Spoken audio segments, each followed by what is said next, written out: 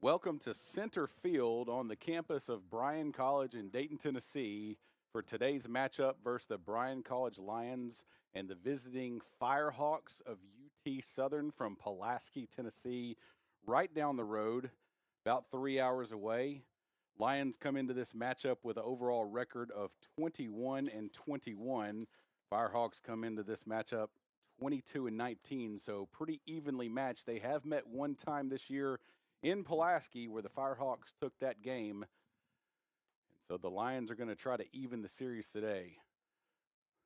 Going around the horn for the Lions, at third base, we got Will Curcio, shortstop Cyrus Campos, second base Denaj Williams, and first base is Morgan Halliday. In left field, we got Logan Stradley, mixing things up, finding his first appearance after a little time off after an injury, trying to heal up, and has finally done so. Center field, we got Caleb Ramsey, and right field is Cade Cook. Behind the plate is Jaron Morris, and his battery mate is J.D. McCurry from Whitwell, Tennessee. The freshman will take the bump today. McCurry's seen quite a bit of action this year, about 40 innings on the year, and kind of up and down a little bit for him, but he's definitely got the arm to make some noise in this conference in his future here for the Lions. The hard-throwing lefty going to face this Firehawks lineup today.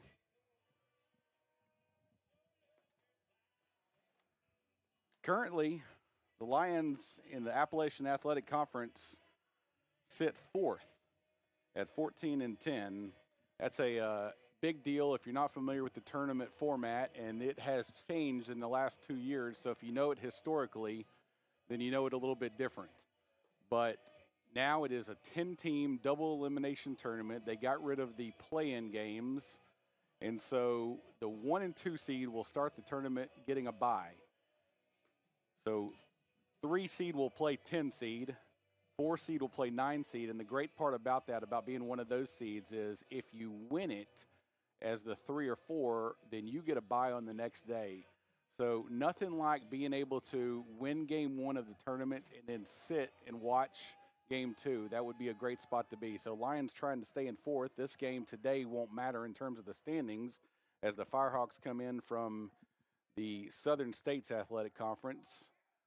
So this is just for overall record and state bragging rights. Leading off for the Firehawks in the first is going to be second baseman Evan Nelson.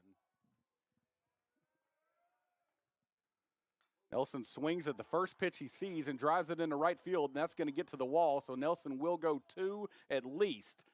He's going to round second but stay there, and Nelson starts this Firehawk offense off with a leadoff first pitch double. And one thing we can almost guarantee every time we play a game with the Bryan Lions, and especially here at center field, is it's going to be an offensive game. So there's not many situations where either team is out of reach of coming back. That's going to bring up the shortstop, Anthony Pastrana.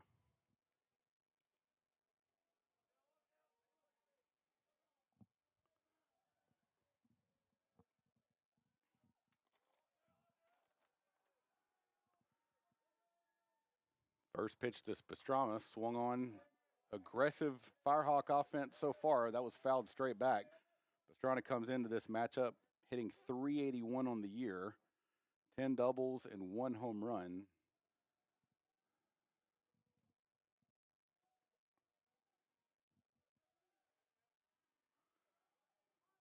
McCurry checks the runner at second base. Here's the delivery. That's taken for a strike inside. McCurry attacking hitters early, and that is the key to his success. If he can fill up the zone early and often, he's usually going to be able to put hitters away late.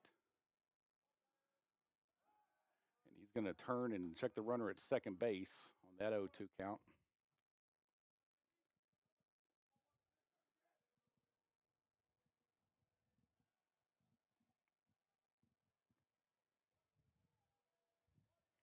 The 0-2 pitch from McCurry swung on and fouled off to the left side.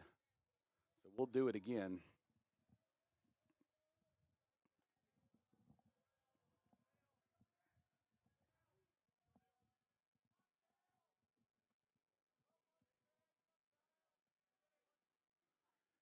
Here's the pitch, and that's going to hit him. So tried to go inside, although I got to be honest, it didn't look like a fastball, so that may have just got away from him, and that's not what you want to go from 0-2 to runner on. So now we'll have first and second for the Firehawks, and that'll bring up Zach Wilson, the third baseman and three-hole hitter.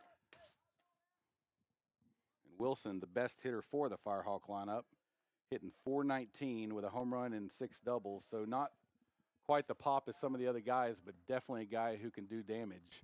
And he's going to take that first pitch for a strike, breaking ball.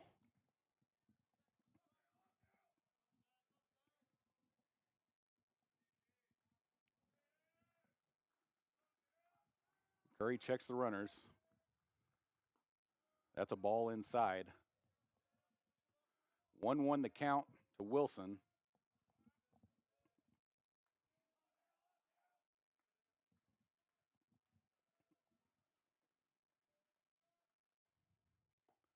And that pitch is taken for a strike, so 1-2.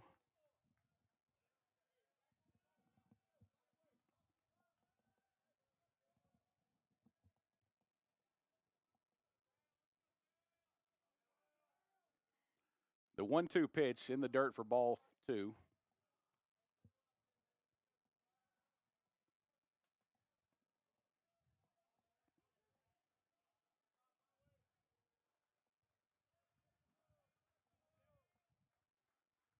Here's the 2-2 pitch. That's going to be low also, so that'll be a full count on Wilson. And McCurry definitely needs to come in and attack, try to get the ball in play and do something.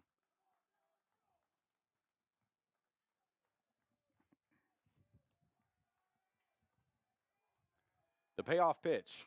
Swung on and hit in the left field. Back goes Stradley, and he is going to watch that ball hit off the wall. Rounding third or 2 runners at a time. Here's going to be a play at the plate, and the first runner is going to be safe, and now the second one's going to have to get back to the bag as one runner was tagging and one was more than halfway, and so it kind of got in a weird situation, but they both couldn't score. That ball was hit well into left field and off the Motor City sign right by the batting cages. So hot start for the Firehawks as Wilson's double will bring up the DH Cooper Phillips. Credit to McCurry for continuing to attack the zone. Sooner or later, you'd think it'd pay off. That pitch is inside for a ball.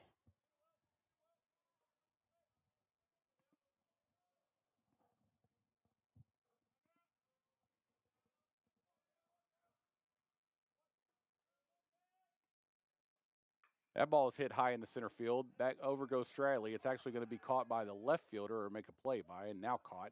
Runner will tag, and he will score easily. There's going to be, well, I thought there could have been a play at third base, but the short hop got by Curcio, so no play there. So runner will advance to third. Now there's 1 out, and run scores.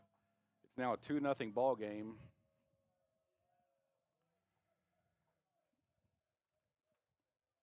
That's going to bring up Devin Train, the right fielder.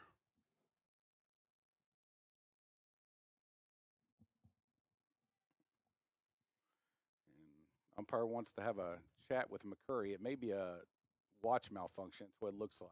So not good to have a first inning watch malfunction. Somebody didn't charge him last night.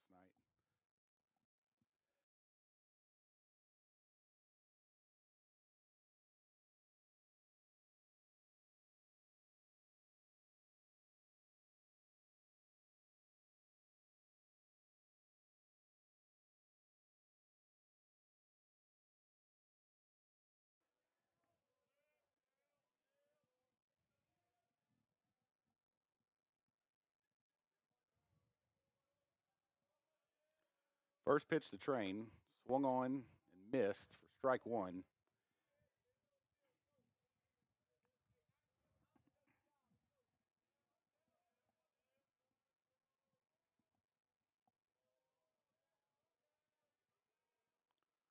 Oh, 1 delivery, fouled off into the first base dugout.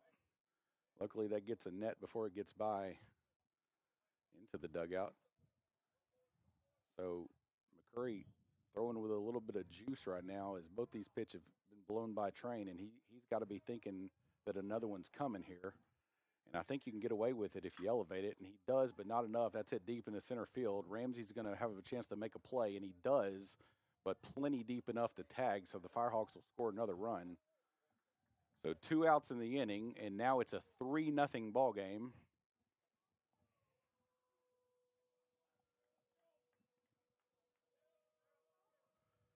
And that's going to bring up Jake Tegler, the left fielder.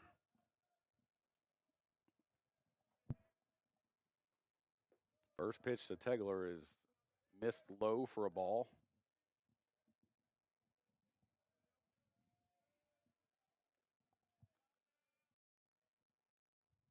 1-0 pitch outside, ball 2.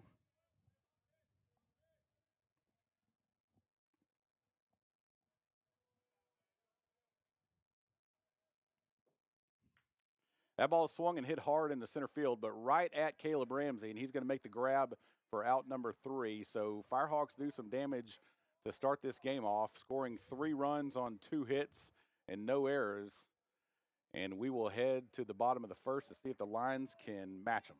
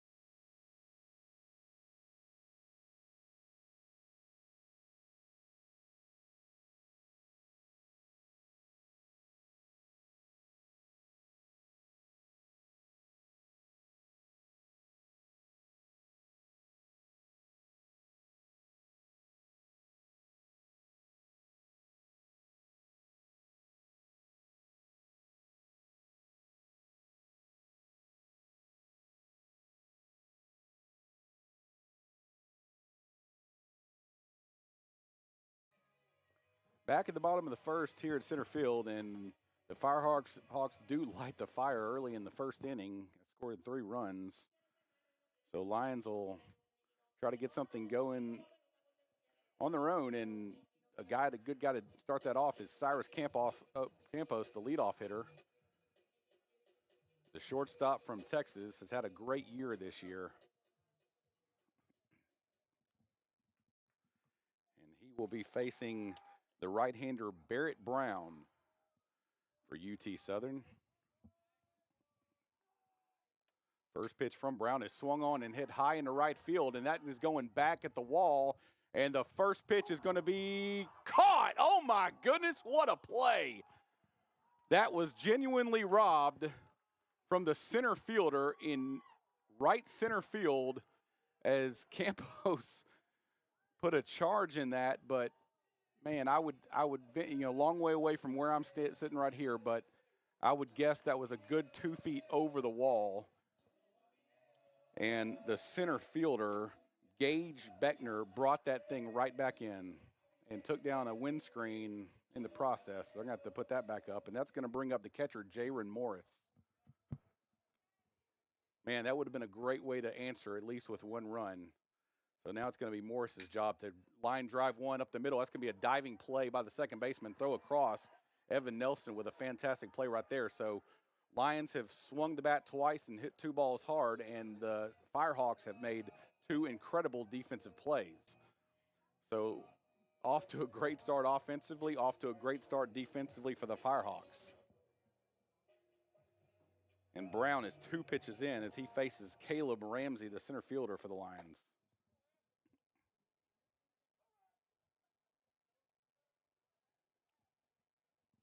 First pitch to Ramsey, taken for a strike.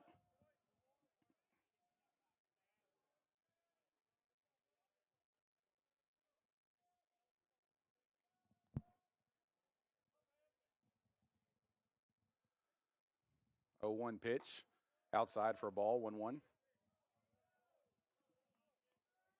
Ramsey has led the Lions offense this year, hitting .375, 7 doubles and 6 home runs, and missed a good chunk of it because of injury. That ball is going to be on the outside corner, but it is going to be called a strike.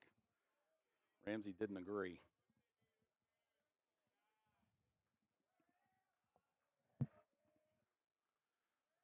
One ball, 2 strikes, 2 outs here in the bottom of first. Outside, ball 2. And Brown is showing a lot of command right now. He has lived 4 pitches in a row to Ramsey outside. 2 of them been called balls and 2 called strikes. But they're all within about 2 or 3 inches of each other. The 2-2 pitch outside for a ball, and that one was the only one that was obvious so far in this count. So after 2 pitches and 2 outs, Ramsey has worked the count full.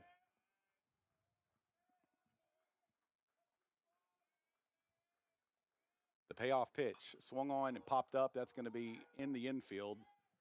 Evan Nelson, the second baseman, under. He's calling for it, and he will make the grab for the 3rd out of the inning. So Lions put a charge in a couple of baseballs, but nothing to show for it, as the Firehawks have shown a complete game so far. Great pitching, great defense, and great offense, and they're going to head back out to the 2nd, leading by 3.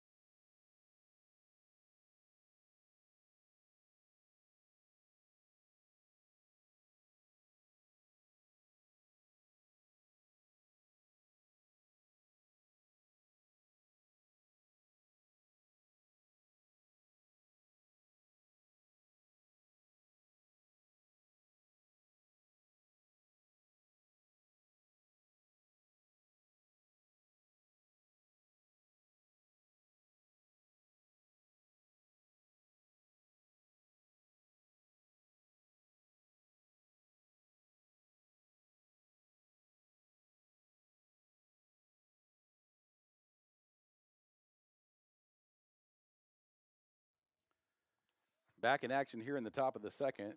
Firehawks lead 3-0 after a tremendous first inning all around from the boys from Pulaski. And leading off is going to be one of the first defensive heroes of this game is Gage Beckner, the center fielder, who made an incredible catch in the bottom half of the first, and he will check swing the first pitch for a strike.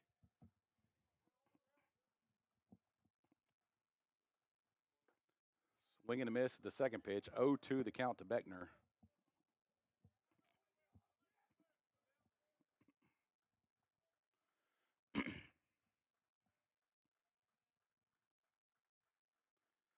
The 0-2 pitch, that's popped up and foul. It's going to be out of play.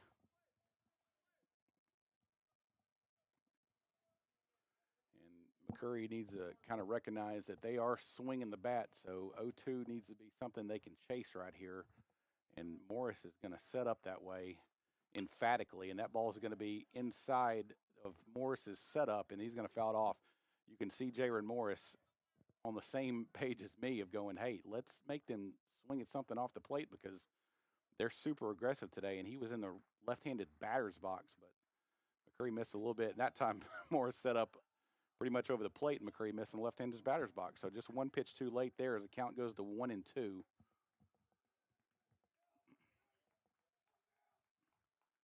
And swung and a miss or struck him out. That was a good change up there by McCurry to get this inning going well for the strikeout on Beckner.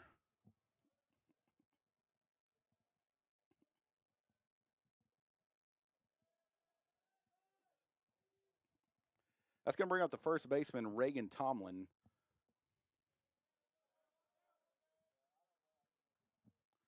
Tomlin's going to take the first pitch for a strike.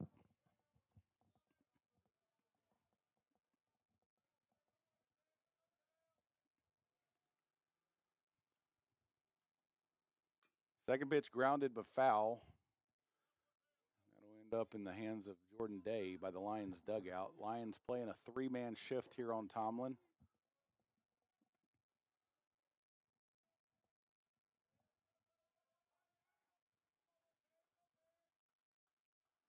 The 0-2 pitch swung on in his hands and fouled straight back. Again, Morris set up way outside in the right-handed batter's box, and McCurry missed just enough inside that it got inside on fisted Tomlin.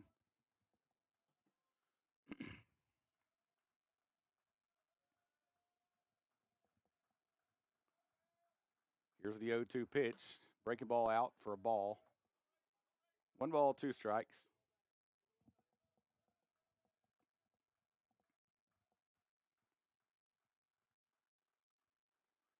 Here's the pitch. Swung on and hit right in the shortstop hole where we were shifted. And that's going to be for a base hit for the Firehawks. A lot of teams, when they shift, just kind of base it on right-handed, left-handed, mostly left-handed batters.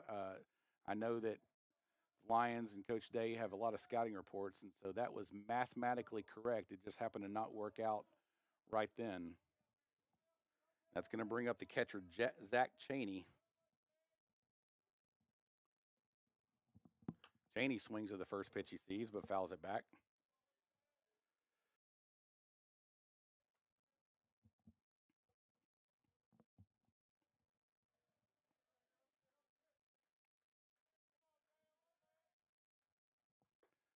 That ball is going to be high for ball 1.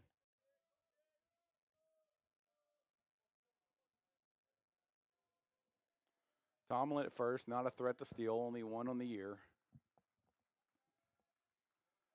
1-1 pitch, called strike. We got a little bit of delay from this umpire, so I'm not going to be able to know exactly what it is until a few seconds later. 1-2 the count. Swung on and missed. Strike 3 on Cheney, and so that's going to be another strikeout for McCurry. And that's going to bring us back to the top of our lineup, Evan Nelson, who doubled in his first at bat. One reason it's a little tough to see the pitches, we've switched. This is our first day in our new broadcast booth here at center field. That pitch is fouled back. And it's not directly behind home plate. As you can see, the camera is even farther over behind home plate than we are sitting. But we got a little bit of an angle. We're kind of directly in line from home plate to where second baseman would play. That pitch is high for a ball, 1-1.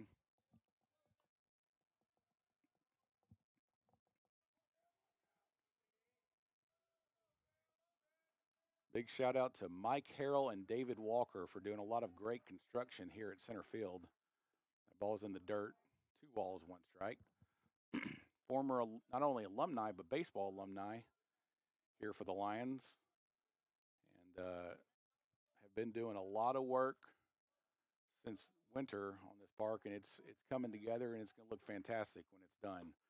That ball looked like it was in there for a strike, but again, vantage point's a little bit tough. That umpire's going to tell the coaching staff it's low, so 3 balls and 1 strike.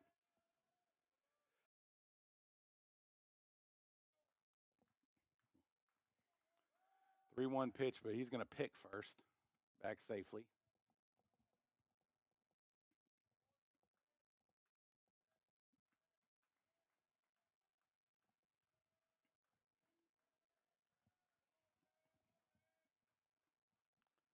Here's the pitch. Swung on and hit high in the air to left field. Stradley is going to be camping under it. And he will make the grab for the third out of the inning. So great zero by J.D. McCurry and the Lions on the top half of the second. We'll head to the bottom half. Firehawks lead 3-0.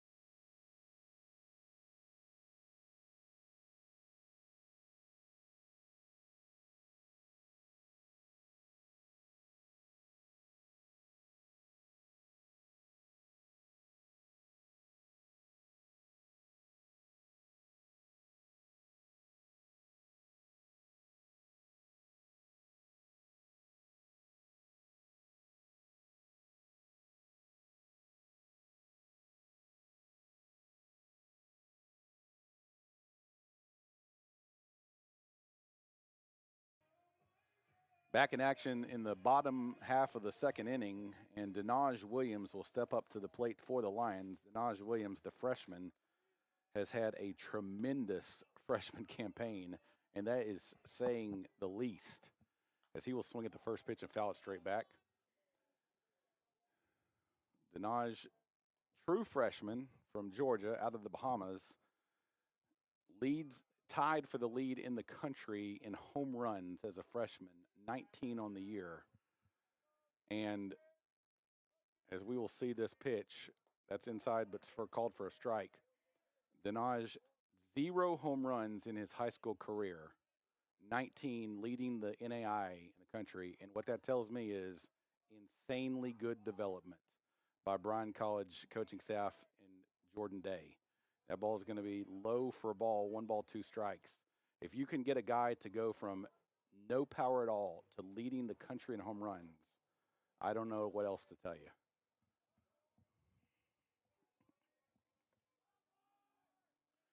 1-2 pitch to Williams. That's going to be outside for ball 2.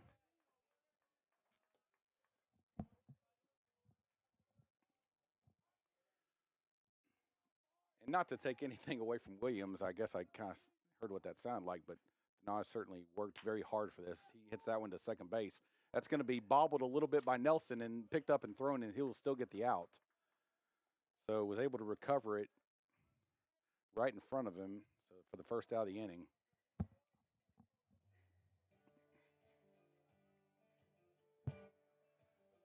Let's just say it was a dual effort between Jordan Day, Cody Reinhardt, trio of effort, and Denaj Williams. That's going to bring up the right fielder, Cade Cook, the captain for this Lions team. He'll swing and miss at the first pitch. Not really captain by name, but the Lions have a tradition where they have an honor of one player wearing number 5 every single year. Swing and miss at strike 2, and Cade has got that honor this year. If you look down the right field line, you'll see the previous 4 number 5 wearers for the Lions. Tyler Scott, Parker Cosby, Cade Cahoon, and that ball is going to be taken for a ball. Sorry, Dante Morton. Going back and forth between the game and the sign. 1 ball and 2 strikes to Cook. As Brown has given him a steady barrage of off speed so far in this at bat. That ball is going to still be off speed, so we're going to miss strike 3. So a lot of off speed to Cook, and he chases him. For the second out of the inning, it's going to bring up the first baseman, Morgan Halliday.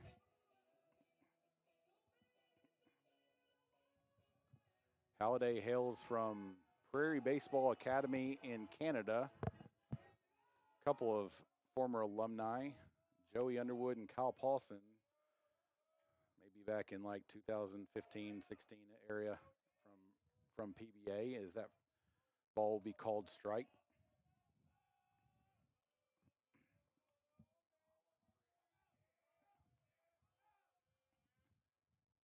Oh, 1 pitch outside for a ball. 1 ball, 1 strike.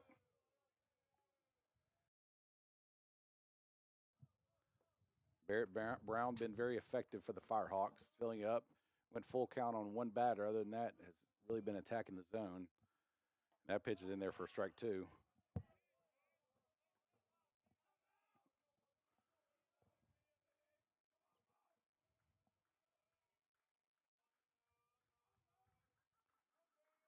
One-two pitch outside for ball 2. We'll even the count.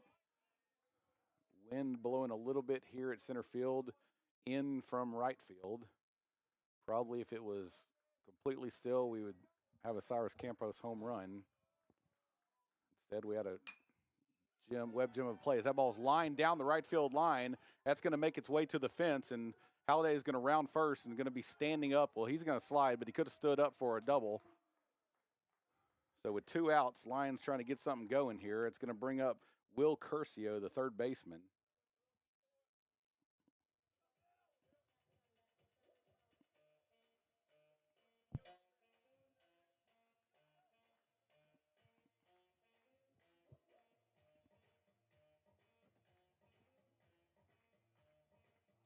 So great piece of hitting by Halliday and great at bat to battle after getting down 2 strikes. And that's going to be picked off and thrown into center field, but Halliday is going to stay right there as the center fielder, Beckner, comes in and is close enough to not let Halliday advance.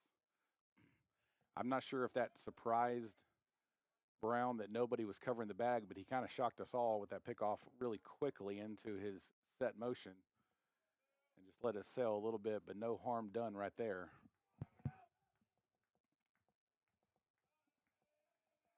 The 0-0 pitch to Curcio. Ball 1. Looked inside from my vantage point. Could have been down. Having this offset booth is probably going to be the best thing for me because I can't argue much with the calls.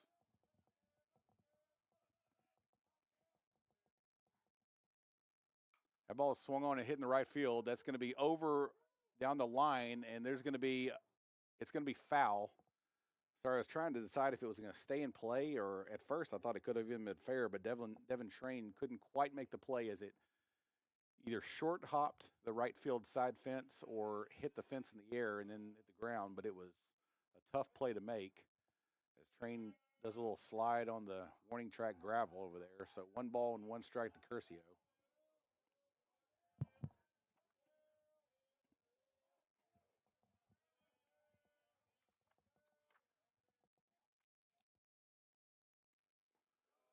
Check the swing on that one. It's going to be low for a ball. Check the second base umpire, and he says no, he did not. So 2 balls and 1 strike with 2 outs. Runner at second base here in the bottom of the second. Lions trying to get something going, and a base hit would do that right here. Brown comes set. Here's the pitch. Swung on and missed. And Brown's been very effective with that slider away as it's got the Lions reaching for it a little bit, especially in this inning.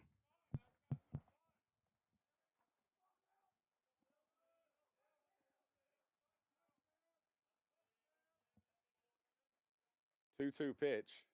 Outside, doesn't chase that one. 3 balls and 2 strikes. Brown comes into this contest with an 8.56 ERA in 13 innings. 13 strikeouts, though. 13 walks, and he has not shown that today, as he's shown a lot of command in the zone, getting ahead of hitters and kind of commanding the at-bat. Here's the payoff pitch, and that ball swung and hit in the left field. That's going to be down for a hit. Rounding third is going to be Halliday. The play at the plate is not in time, so the Lions will score their first run of the game on Curcio's 2-out single.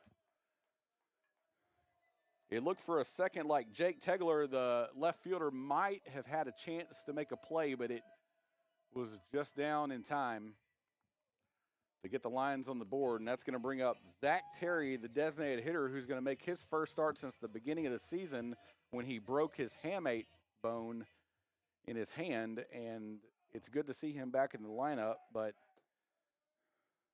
we'll see if he can kind of get the hang of things again on some live pitching.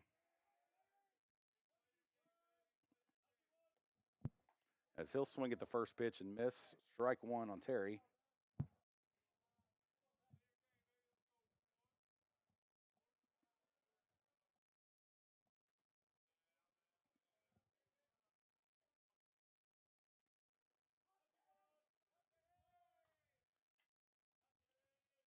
The 0-1 pitch from Brown. Little check swing, but he definitely went around. And that's going to be 0-2. And what we're seeing right now is a heavy dose of off speed from the righty. If I were to guess, that's how he gets most of his strikeouts, or at least sets them up for it. So 0-2 the count on Terry. And that ball's going to be called strike 3 as a fastball gets by him after a dose of off-speed pitch. And that'll end the inning.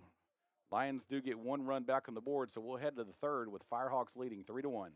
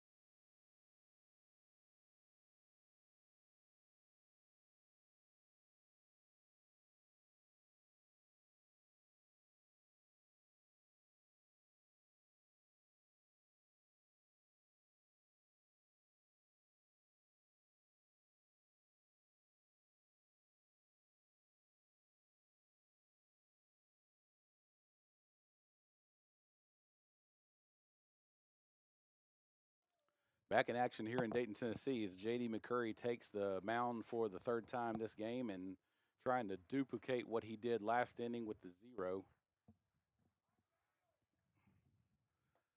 He'll start off this count with a strike. Breaking ball. This is Anthony Pastrana, the shortstop, who was hit by a pitch in his first at-bat. 0-1 pitch, swung on and missed, strike 2. Looked like a changeup down.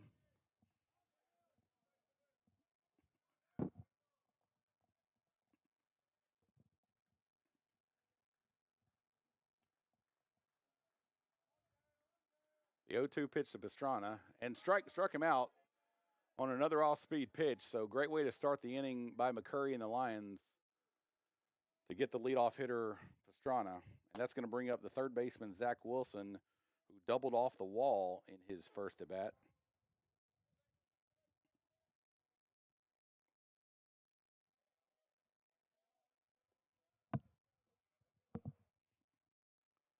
First pitch to Wilson, swung on, hit up the middle for a base hit. So with one out, Firehawks will have a runner at first base.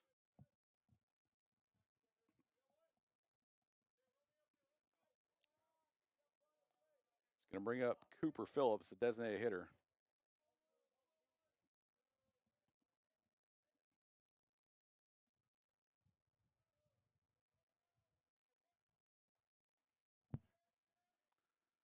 First pitch to Phillips in the dirt, and Morris is going to try to catch the runner at first base napping, but not in time.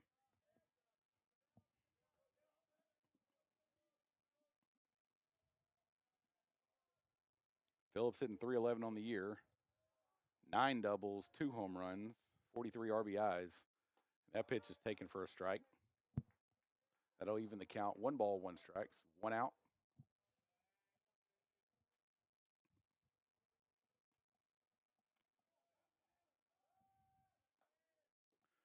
McCurry with the pickoff.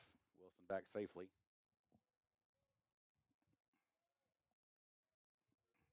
McCurry has a good move when it's his best one, and he will utilize it usually at the right time. 1-1 pitch.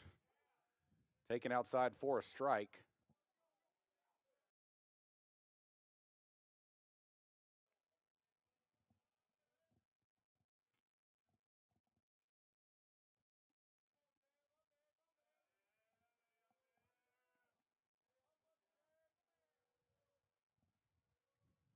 One-two pitch, swung on and missed, strike 3. So 2 strikeouts in the inning from McCurry. As Phillips goes down swinging, it's going to bring up the right fielder, Devin Train.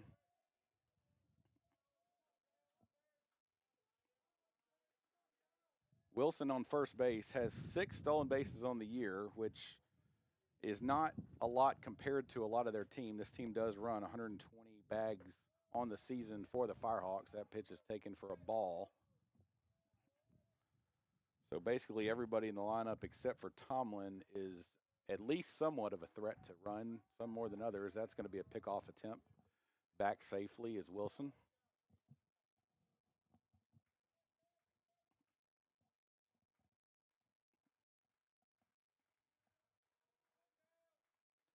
One-zero pitch, outside for a ball.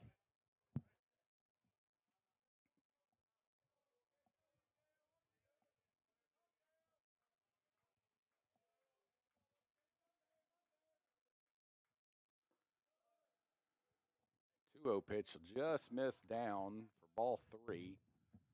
So McCurry finds himself in the 3-0 count, although the last 2 have been very competitive. Here's the pitch. That's going to be in there for strike 1.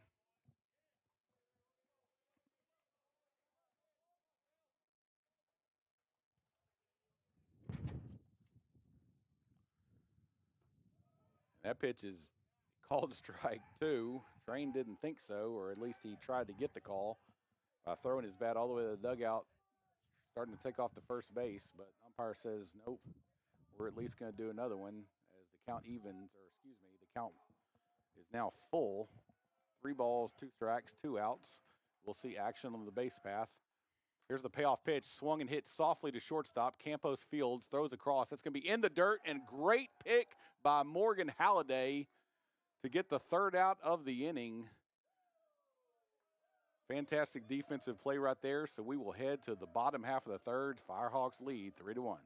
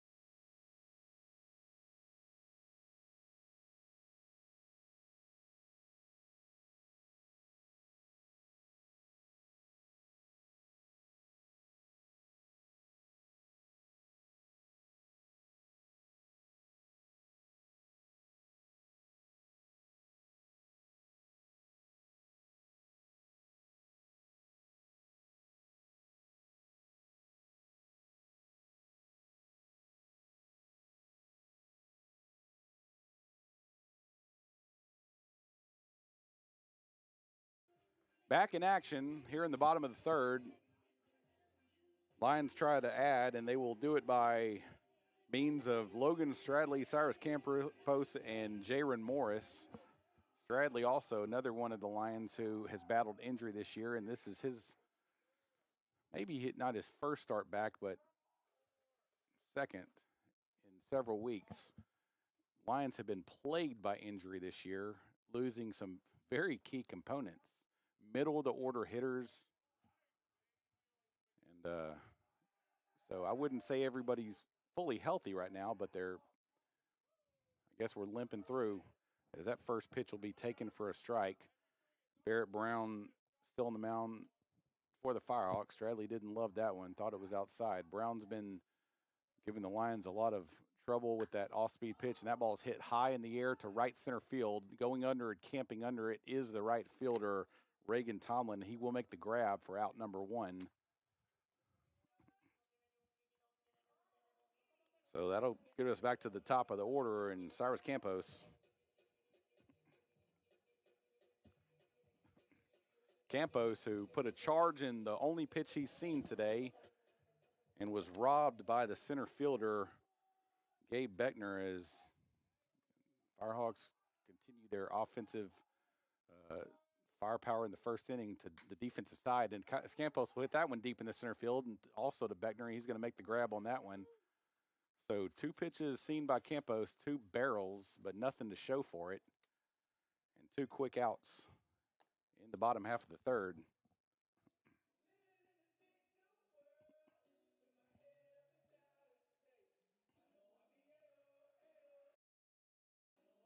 It's going to bring up the catcher, Jaron Morris, who also got robbed in the first inning by second baseman Evan Nelson on a diving play up the middle. First pitch to Morris, taken for a strike.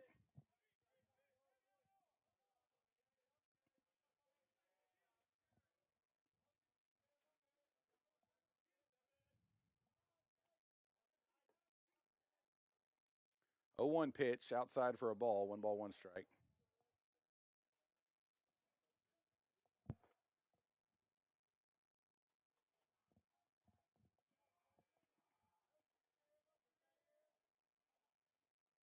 That pitch swung on and hit hard in the left field. It's going to fall for a base hit between the shortstop and third baseman, right about head level, as that ball was smoked in the hole. And so Morris is going to be on first base with a single with 2 outs, and that's going to bring in the courtesy runner, Chris Hall, to run for the catcher. And Caleb Ramsey will be the hitter for the Lions with 2 outs.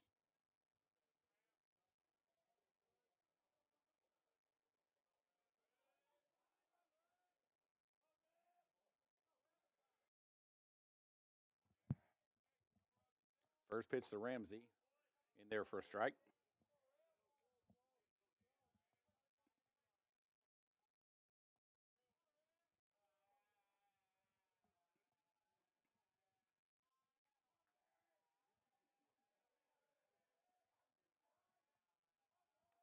Hall gets his lead from first. That ball swung on and missed. Mighty swing by the center fielder. So no balls and 2 strikes.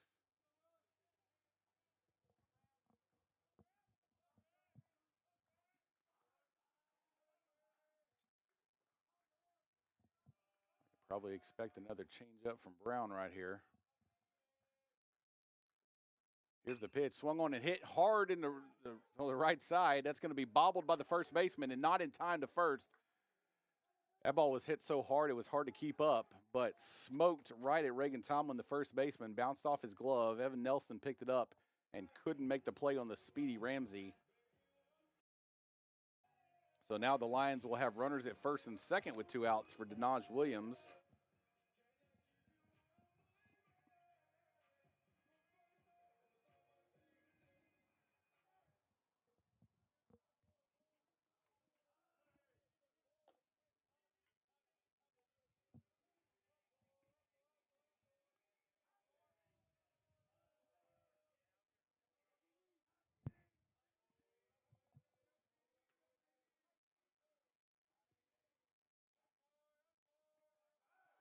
Inside move, going back to second base, no good.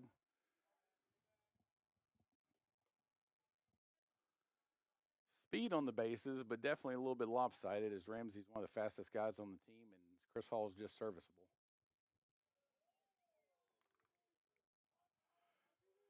That's just a little jab at Chris. I love that guy.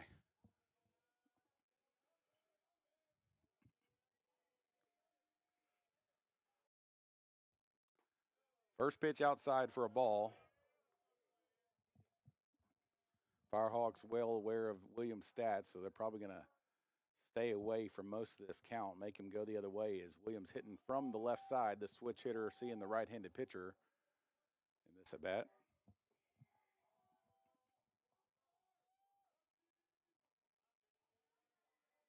Another pick off the second base, back safely is Hall.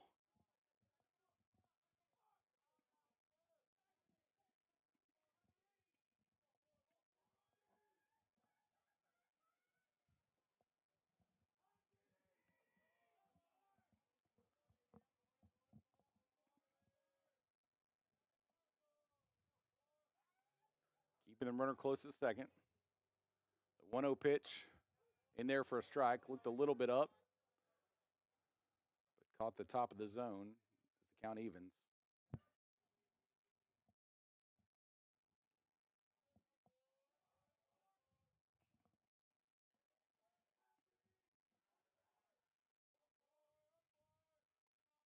One pitch, swung on and hit hard in the right field. That one's going to get foul, though.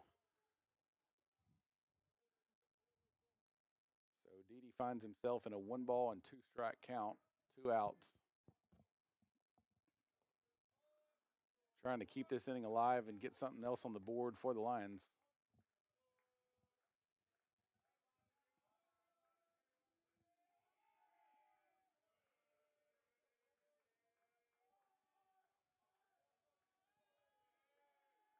Here's the pitch. Swung on and fouled into the first base dugout. And not much reaction, so looks like it did not hit anybody.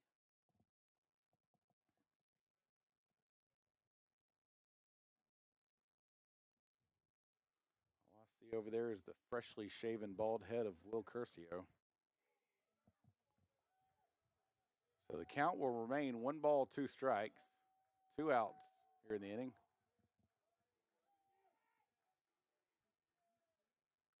That ball swung and hit into the right field gap. Over goes the center fielder, and that ball is going to fall in for a base hit off the wall. 1 run will score. Rounding third is Ramsey. He's going to score. Williams is going to slide into second base safely for a double. I don't know if he's celebrating or hurt, but he looks hurt. So not sure what happened there. It looked like he kind of fell. He didn't need to slide, so it could be possible that he just tripped. Williams kind of battled off and on injuries. Nothing major so far to this point.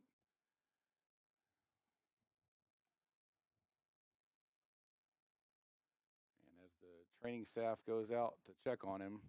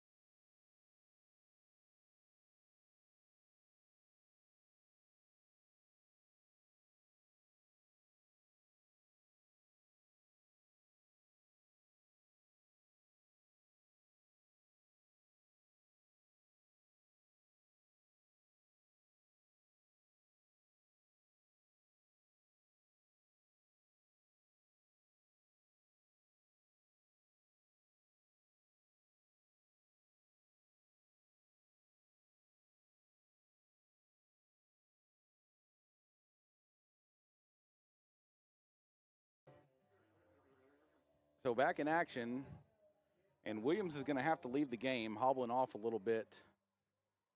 And Wes Davis will come in to replace him on the base paths, and that'll bring up Cade Cook. The right fielder is Brown attempts a pickoff to the new runner.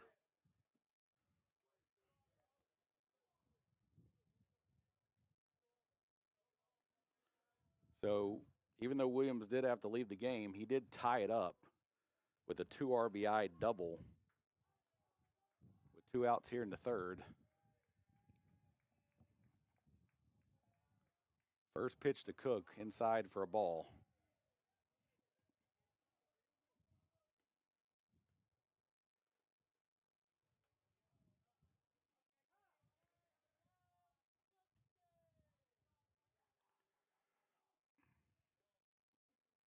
Timeout's going to be called by the Firehawks pitching coach, and he'll make a mound visit. And as I'm kind of looking at the replay of Williams' injury, it looks like about halfway between first and second started hobbling a little bit.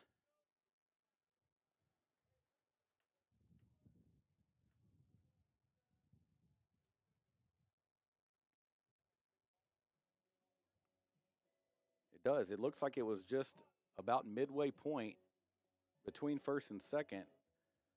So it wasn't him hitting the bag funny that I can tell, but hopefully just kind of a weird feeling, and we'll see him again. So words have been said on the mound, and we're going to be back in action with a 1-0 count on the right fielder, Cook, number 5.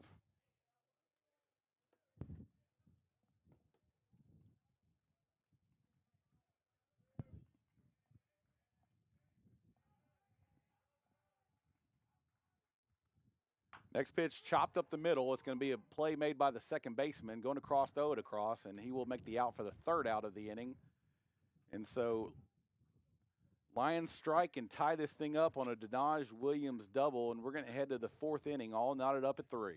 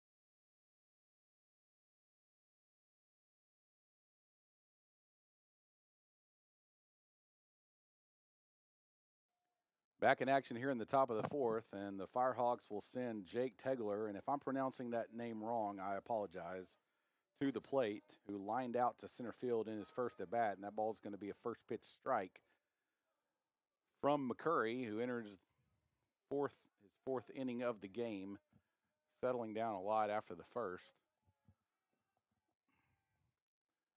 That ball's outside for a ball, but to McCurry's credit, was attacking the zone a lot in the first. Did hit one guy, but Firehawks just came out swinging.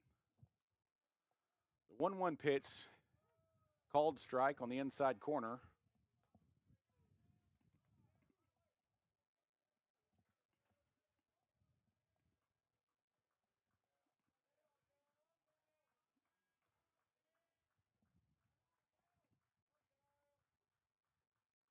Outside for a ball, 2 balls, 2 strikes.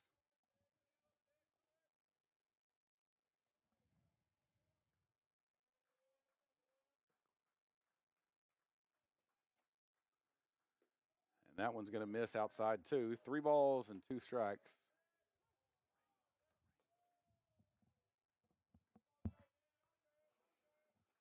Here's the payoff pitch from McCurry.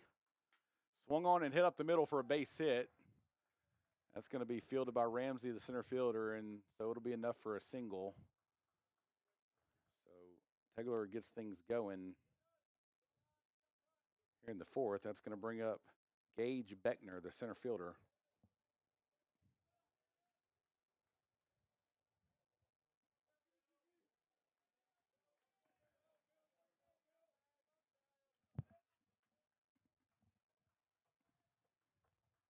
Shows bunt, pulls back. That's going to be outside for a ball.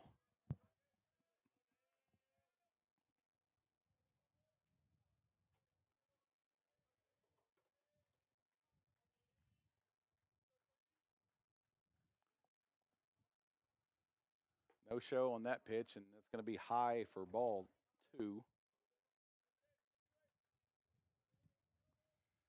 Beckner does look like he has a few sacrifice bunts on the year. 2-0 pitch inside, ball 3.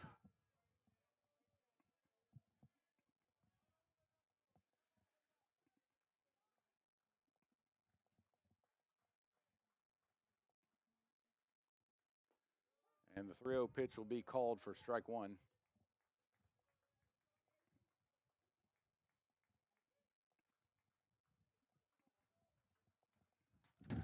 Pickoff attempt at first base and back safely is Tegler.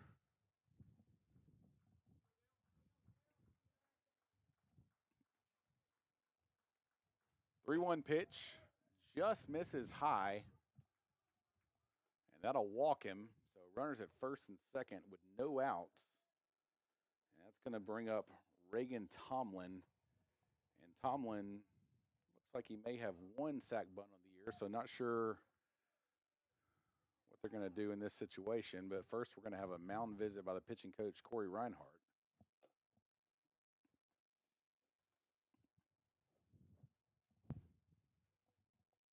Probably to discuss any kind of defensive strategy if they do show bunt.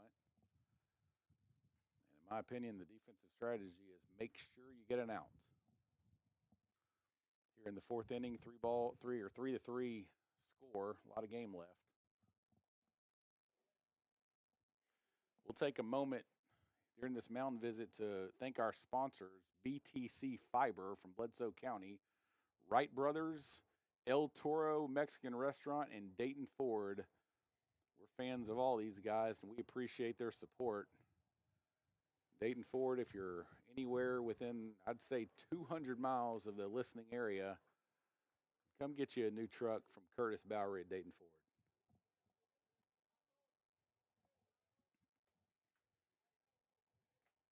Our Lions head coach got bougie and went electric truck. And it's a nice one. First pitch by McCurry, outside for a ball. No action from the hitter, so it looks like he's probably swinging. Could see action on the bases, though. 1-0 pitch in there for a strike. Whoa, never mind. Not sure where that missed, but looks like middle. So 2 balls and no strikes.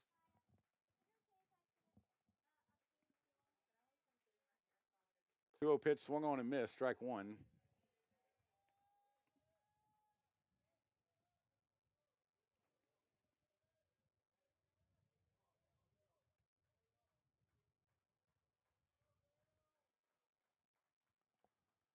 Shows bunt there. It's going to be foul down the line. On a hard bunt, it's going to be fielded by Curcio, but foul. The lead runner, Tegler, no stolen bases on the year. The guy behind him has 19, so that makes a tough double steal situation. And it is a 2-2 count to the hitter. And that ball is going to be behind him and to the backstop, so runners will advance. Not what you want after getting 2 strikes on the hitter.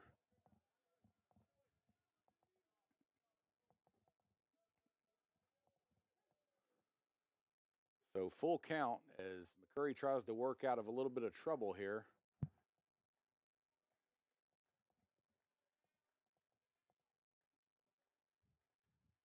That pitch is going to be chopped back to the pitcher, and he's going to check the runner at third and go chase him. He's going to tag him out for the first out of the inning. The runner at second will advance to third. It looks like the third base coach. No, he was just upset at the runner. I thought he was about to argue the call, but thought he should have froze a little bit more on the play as McCurry with a big heads-up play by seeing that lead runner and getting one threat off the bases. And now we're going to have runners at first and third with one out. So look for some sort of action here from the Firehawks, and that's going to bring up Zach Cheney.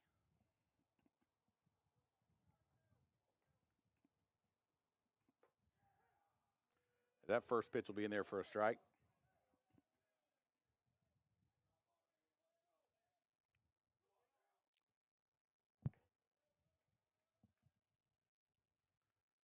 Next pitch to Cheney. Runner goes, and it looks like nobody was talking. And here comes the runner home. Oh, we bobbled it. Man, that was not a good-looking play. Nobody spoke up and told Morris that the runner was going, so he was late on the throw. But nevertheless, Campos had the ball in plenty of time to get the runner who was stealing home or going home and just mishandled it a little bit. So a run does score on that play and advances second base as that ball is up for a ball high, 2 balls and 1 strike.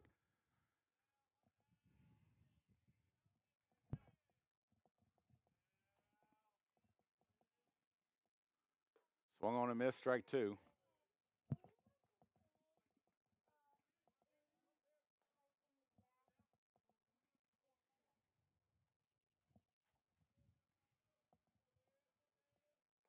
Two balls, 2 strikes on Cheney, and that's going to hit him.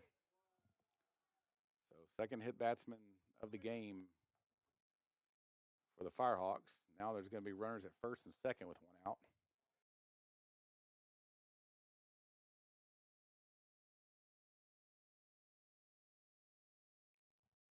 It's going to bring us back to the top of the lineup, and Evan Nelson. So both hit by pitches on the day with 2 strikes.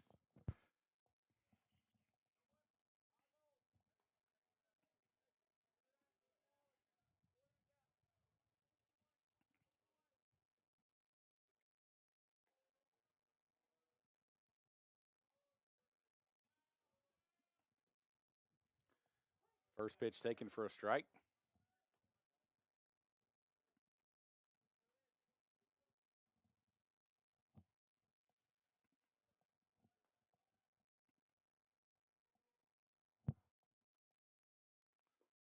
Outside and low for a ball.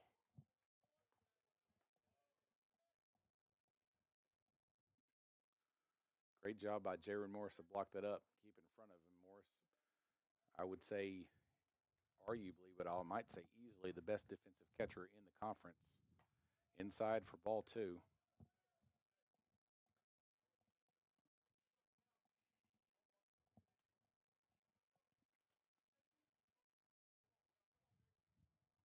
Two balls, 1 strike. Runners at first and second, 1 out. Swung on a hit in the left field. That may get foul, and it does. So that evens count at 2 balls and 2 strikes.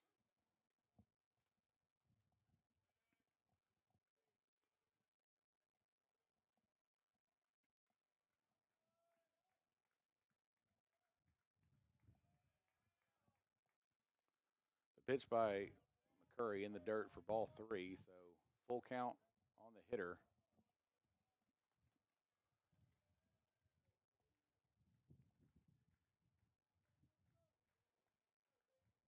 Nelson, not a guy who strikes out a lot, so we could see action on the bases right here.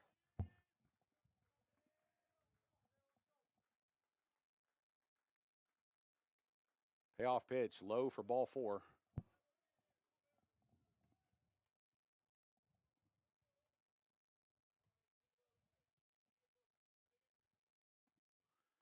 So bases loaded as Nelson draws the walk. That's going to bring up the shortstop, Anthony Pastrana.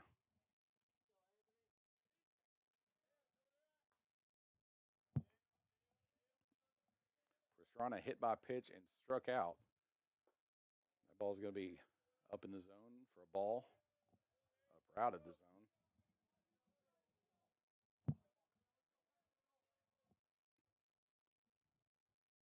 Swung on a miss, strike one.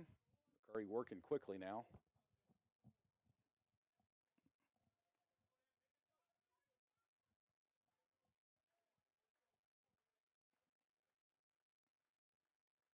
One pitch in there for strike two. McCurry working from the windup with the bases loaded. Always scares me with a left-handed pitcher working from the windup with a runner at third. You never know what kind of team it is, but if it's the kind of team that's aggressive, you could see some going. That ball's hit high in the air to right field. Back goes Cook. He's going to camp under it, make the grab, but deep enough for the runner at third base to tag. Other runners will stay put. So sacrifice fly by Pastrana gives the Firehawks a 5-3 lead here in the fourth. And that'll be the second out of the inning. Zach Wilson will come up, who has doubled and singled on the day. And Jordan Day is going to come out and make a mound change before Wilson has a chance to get another hit. And it looks like we're going to see Bryce Leakey coming in for the Lions. So we will be right back.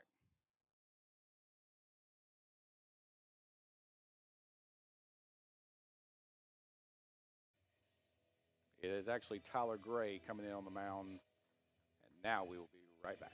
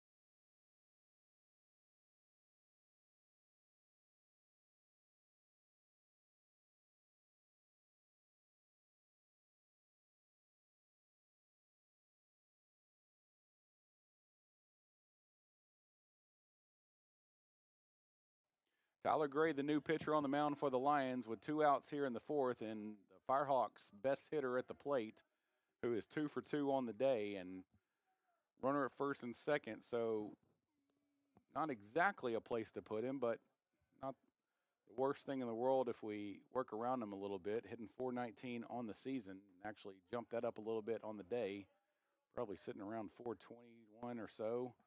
He'll take the first pitch for a strike by Gray. Wilson only struck out 13 times on the year and 124 at bats, so very disciplined and very good hitter that Gray has to come in to face. Runners go, and the throw is going to be to second base, and not in time. Great job from Jaron Morris to go for the back runner, and it was definitely close, and I think it could have gone either way. So now there's a place to put Wilson if it gets in that situation. I'd certainly be careful with the pitches I throw.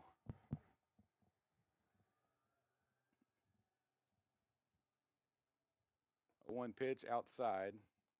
1 ball, 1 strike. Excuse me, 2 balls and 1 strike because it was a ball on the steal attempt. Or stolen base.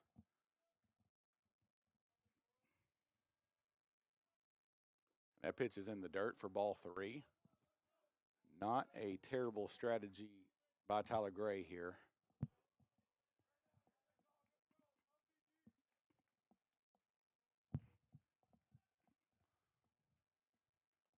Still be careful on this pitch right here, a 3-1 pitch. Inside, great 3-1 pitch for a strike. So full count. And still have the freedom to throw any pitch in your arsenal. A little bit off the plate as that ball's going to be called strike 3. And Tyler Gray comes in and gets the Lions out of the inning. Firehawks do score 2, so we will head to the bottom of the 4th. UT Southern leads 5-3.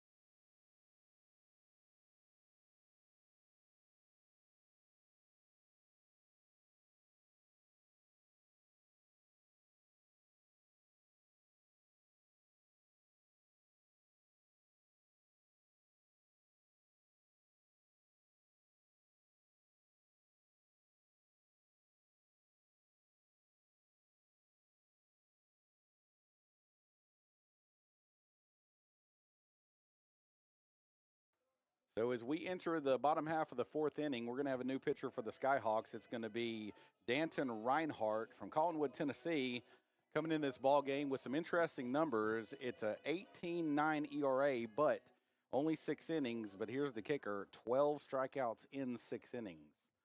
So definitely a power pitcher, and he's going to hit the first guy he sees on the first pitch, and that was going to lead me to my next stat: 14 walks and 5 hit by pitches. So what that tells me from the lefty is power arm, probably got some velo, probably got a sharp breaking ball, will definitely strike guys out if he's in the zone, but that's the question. And so as he hits Morgan Halliday to lead this inning, that's going to bring up Will Curcio. And that first pitch is going to be way outside.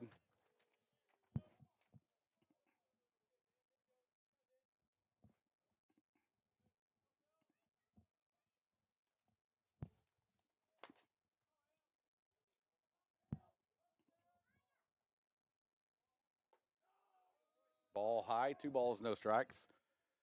Reinhardt doesn't get hit much on the year, only 5 hits in 6 innings, 6 2/3. So not a guy that's going to be easy to handle if he's in the zone. Ball's going to be inside, but called strike. 2-1 count to Curcio.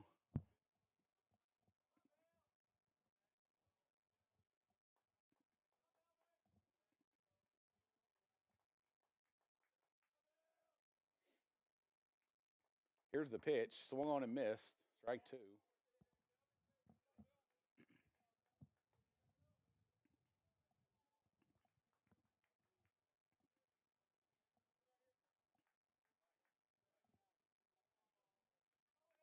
That was a breaking ball in the dirt. Curcio struggled with it, so I'm expecting another one right here. And runner at first probably knows that. He's not going. It's going to be outside. It was a breaking ball that just kind of left his hand weird. Halliday not necessarily a threat on the bases, so Curcio finds himself in a 3-2 count.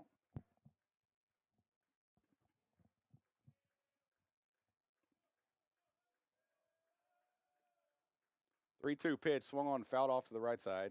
We'll do it again.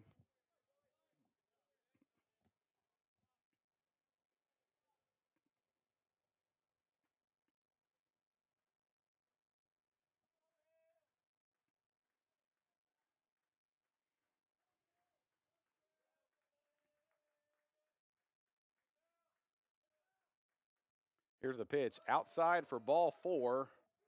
So Curcio will draw the walk, and there will be runners at first and second for Zach Terry.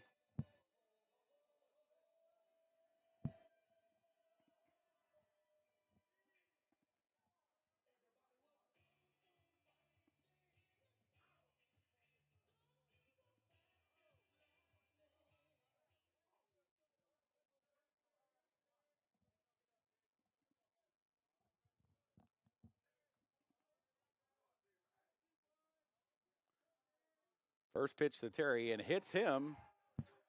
So Reinhardt staying true to form right now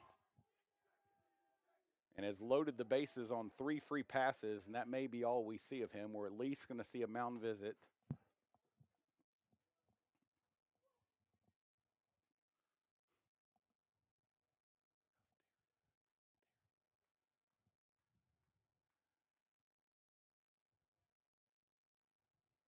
Trying to settle him down out there. The one thing about these pitchers that have stats like this with a lot of walks and a lot of strikeouts is it's certainly feasible to say you could load the bases on 3 free passes and then get 3 punch outs or 2 punch outs and a fly out or something like that. That's why he's out there, for his ability to get guys out. And sometimes coaches just take the chance that he's going to get 3 outs before letting a runner score. Logan Stradley will be the hitter. Flew out to right field in his first at bat. And I imagine he's going to step up to the plate being selective in this one.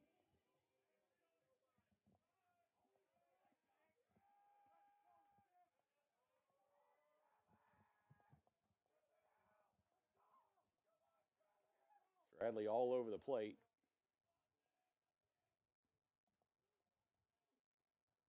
First pitch outside for a ball.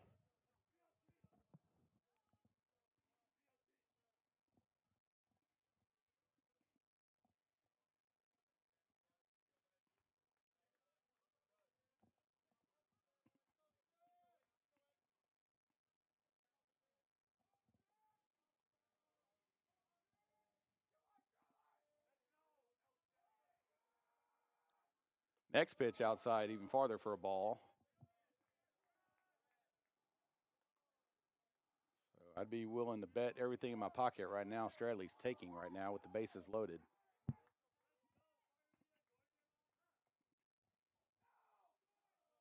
they're not going to give him a chance, as they will go to the bullpen with a 2-0 count. So we will let you know who the newer pitcher is when we return after this.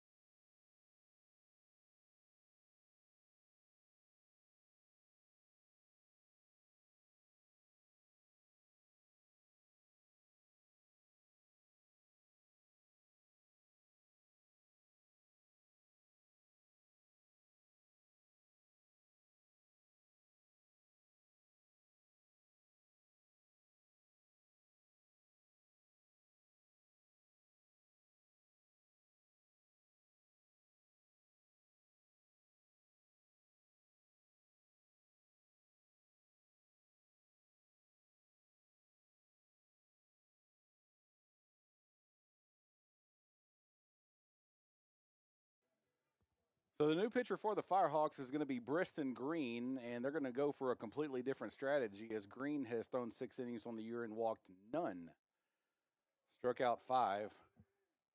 Has hit 3 guys, so it looks like he's efficient at throwing inside. And Logan Stradley will be the hitter with the bases loaded. All credited to Reinhardt if they score. And Stradley's going to take the first pitch in the left field for a base hit. 1 runner score, and that's going to be all for that one as the left fielder Jake Tegler will get it in quickly. Plus, the runners had to freeze a little bit to make sure that wasn't shallow enough to be caught by an infielder. So Stradley gets the Lions going here in the 4th after 3 free passes and is now 5-4 Firehawks.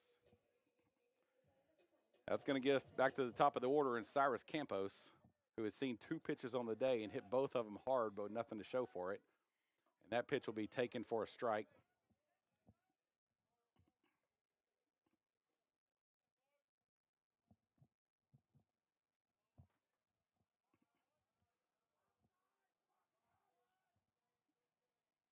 Next pitch to Campos, swung on, fouled off to the right side.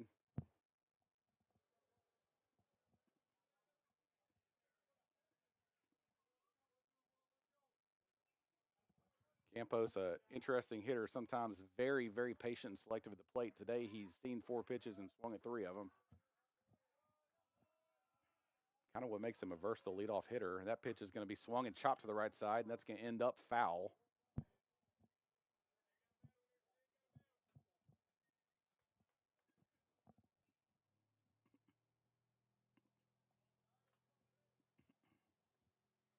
Anytime you got bases loaded, no outs, from a coaching perspective, you usually hope that you can get at least 2 runs in. That's kind of the goal, depending on the situation in the game. But that pitch is going to be outside for a ball, 1 ball and 2 strikes.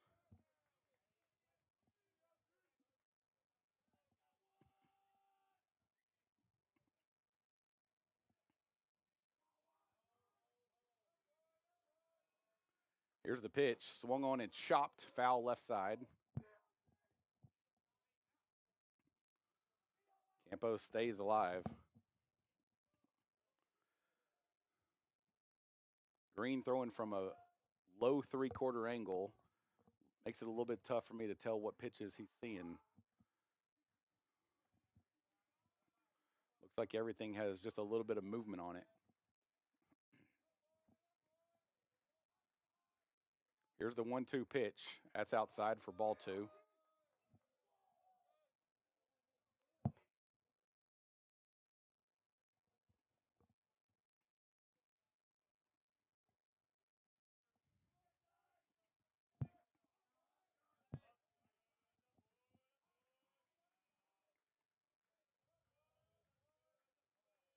Here's the pitch. Swung on and fouled off to the right side again. Campos stays alive once more. And that was certainly something off speed. Looked like a changeup.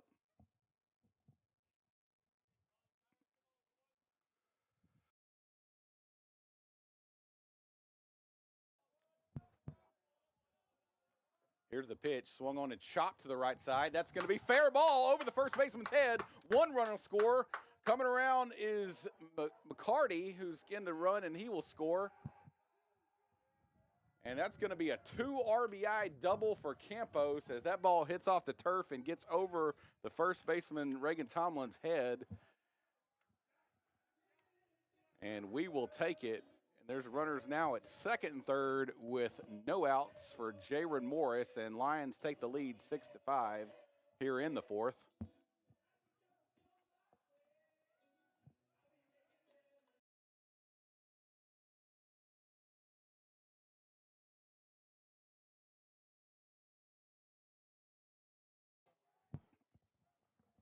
First pitch to Morris, swung on and missed, strike 1. And that was inside, and like I said, it looks just kind of from his numbers that he is probably efficient at doing that, especially to right-handers. Looks like he stays kind of arm side on everybody. Infield playing in with no outs. That ball's hit in the gap, and that's going to be down for a base hit. So 1 run will score, and they're going to hold the runner at 3rd. Campos will stay, and Morris has an RBI single. That ball could have held up just a hair longer and been caught by the right fielder, but does get down for another RBI. 7-5 Lions. Ramsey will come up with runners at first and third.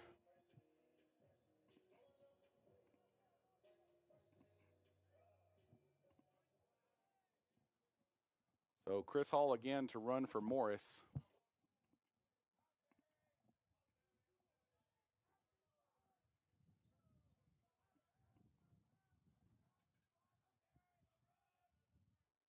And that ball's going to get past the catcher, and so that'll score a run easily and advance Hall to second base.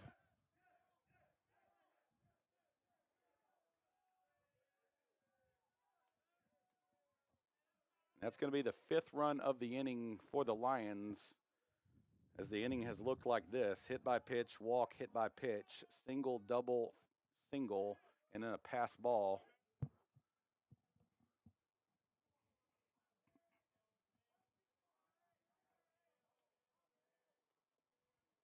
The 1-0 pitch to Ramsey, swung on and hit to the left side, but foul.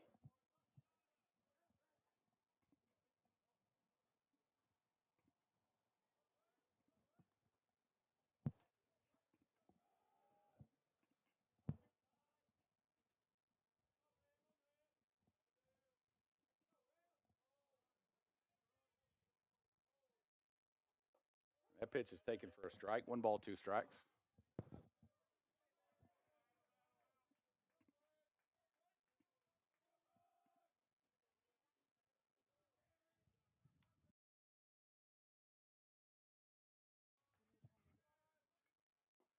Outside for a ball, 2 balls, 2 strikes.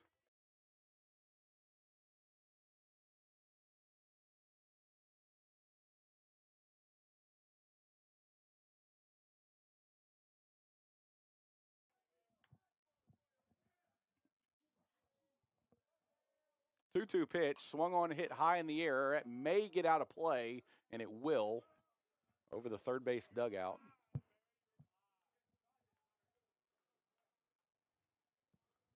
So Caleb Ramsey battling at the plate.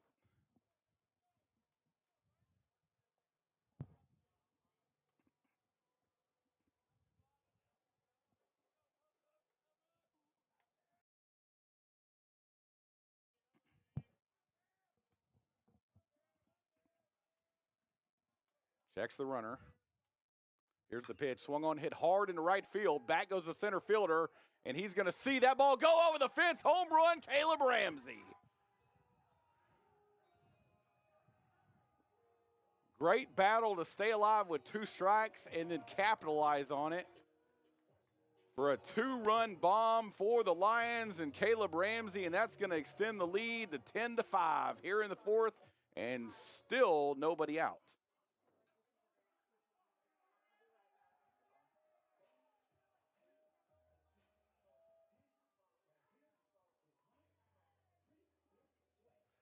And they're going to at least make a mound visit, and I wouldn't be surprised if we see another arm here in the fourth.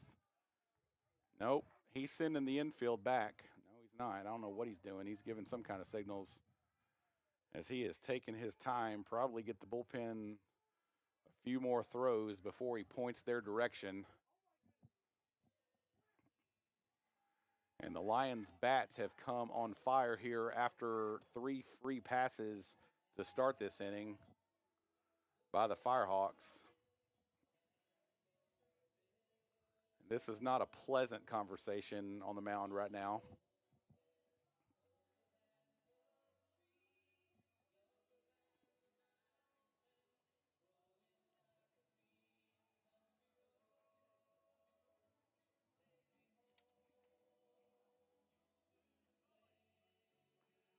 Head coach Braxton Morris is emphatic out there, and umpire will finally make his way out there to break it up, but hasn't made the call back. I think he's understanding the depth of this conversation, is going to give him a few more words, and now he will point. So all that for a pitching change, and so we will be right back on Lions Live.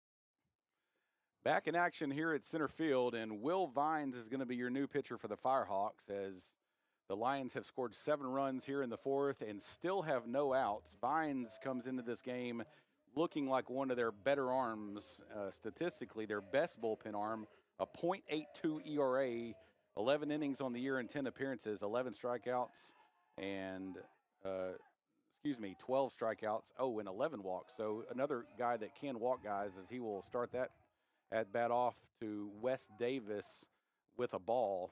Davis came in for the injured Denaj Williams last inning after Denaj RBI double to give the Lions a lead.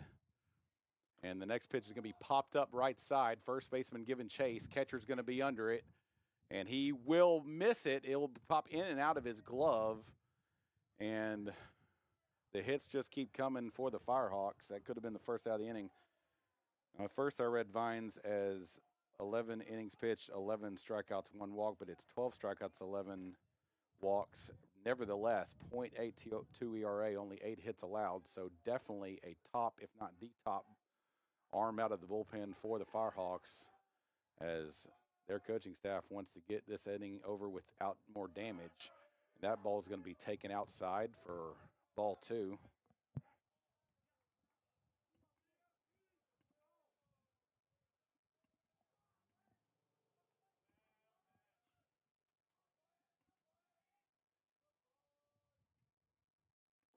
Next pitch, low, ball 3. 3 balls, 1 strike to Davis. Davis has seen regular action since about the middle of the year as a defensive replacement. One of the best defenders, if not the best on the team. Sure-handed shortstop and had to come in for Williams. And that ball is going to be low for ball 4. So Davis will draw the walk. And that's going to bring up Cade Cook.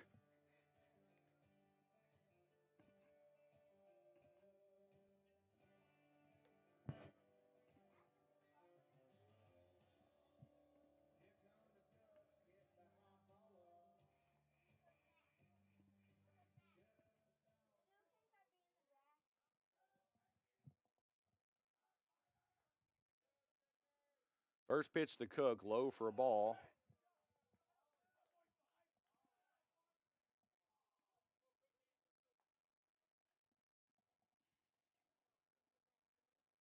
Cade has struck out and grounded out to second base in his first 2 plate appearances.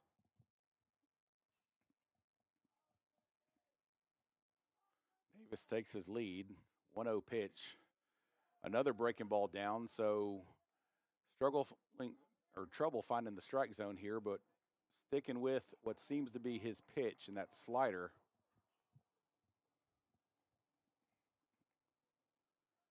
If he throws fastball, we'll see it here.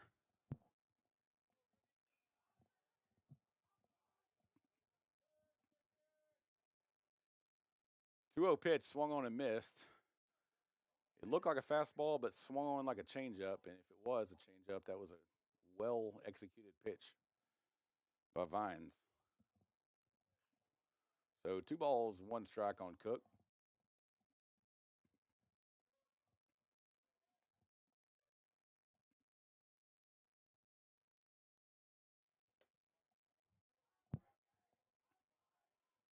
Runner goes. That ball's taken low for a ball. Throw down, not in time. So Wes Davis with the stolen base. And now it's going to be a 3-ball and 1 strike count with a Lion on second base.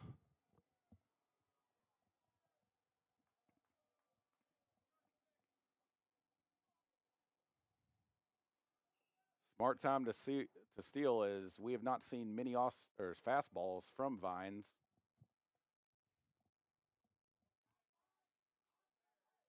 Here's the 3-1 pitch, and that's going to be low for ball 4. So another walk in the inning for the Firehawks. And we are going to be back to where we started this inning. Morgan Halliday, who got hit by the first pitch of the inning to start this 7-run campaign. And he's going to step up with runners at first and second and nobody out still.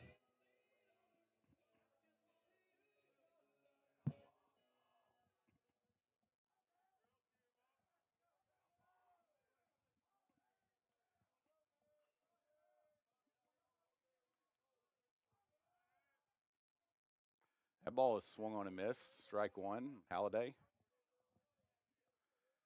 And another off speed, so I think it's pretty safe to say sit late rhythm here because that's what you're going to get at least multiple times in the course of your at bat. If he gets one by you, then kudos to him. 0-1 pitch. That's another off speed in there for a strike taken.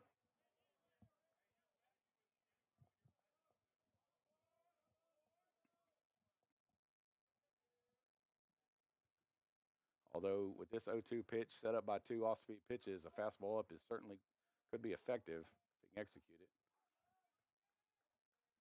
Here's the pitch, and that's going to be an off-speed up for a ball.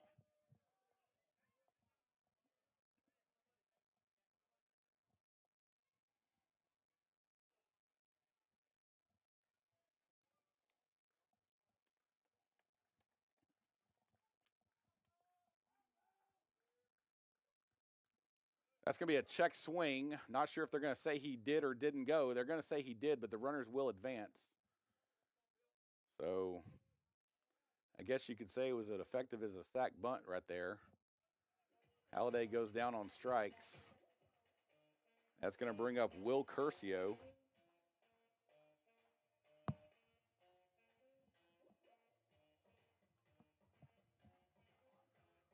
Two runners in scoring position for the third baseman, Curcio.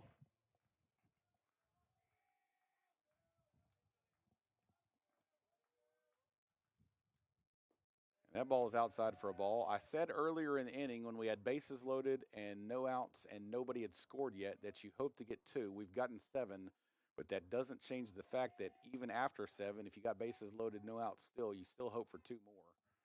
And a base hit would do that in this situation. And that pitch is taken as Curcio checks his swing. So 2 balls and no strikes. It's funny from a coach mentality, even after a 7-run inning, if you got bases loaded, no outs, and don't score, it still leaves a little bit of a bitter taste in your mouth going into the dugout. Swung on and hitting the right into center field. That's going to drop in for a single. 1 run will score. He's going to hold Cook at third base. And so RBI single from Curcio will extend the Lions' lead. 11-5 now the score here in the bottom of the 4th, and there will be still 1 out in the inning. That's going to bring up Caleb McCarty, who is coming in for Zach Terry.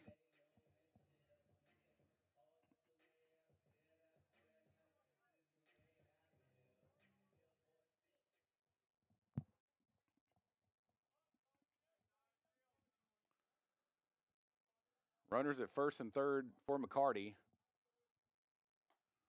First pitch taken for a strike.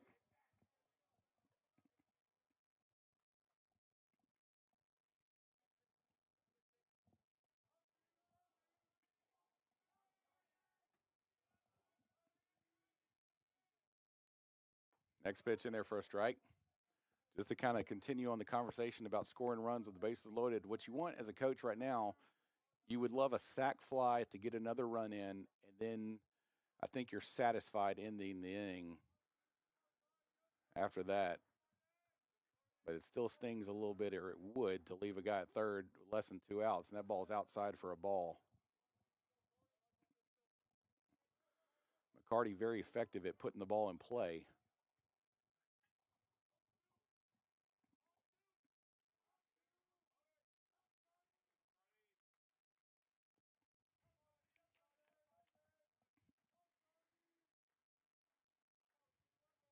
Runner goes, swung on and hit up the middle. That's going to get grabbed by the shortstop, and he's going to throw it across and throw it away. It's going to actually hit McCarty and bounce deep into right field, and that's going to give another runner a chance to score and McCarty to get to third. So more tough breaks on the Firehawks side as that ball was made a diving play by Anthony Pastrada. I thought that was going to be through. And he came up throwing, and in the course of throwing, hit the runner McCarty. He was going to be safe anyway, so it is a hit. And then it hits off McCarty's legs and bounces deep into the right field, almost corner, to let Curcio score from first and McCarty get all the way to third. So another couple of runs for the Lions. That'll be the, it's saying 10th of the inning. I thought that was 11th. the 10th and the 11th of the inning. What do you got? You got 13? That ball is swung on and missed, and that's going to get past the catcher, but not far enough to score the run.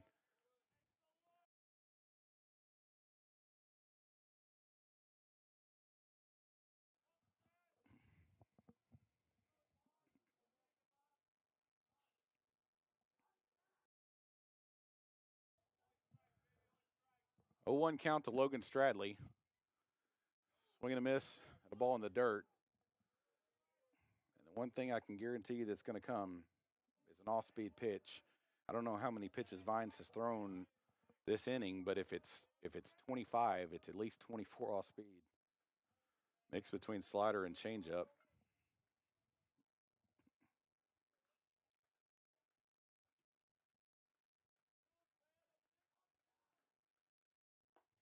That ball is going to be out for ball one.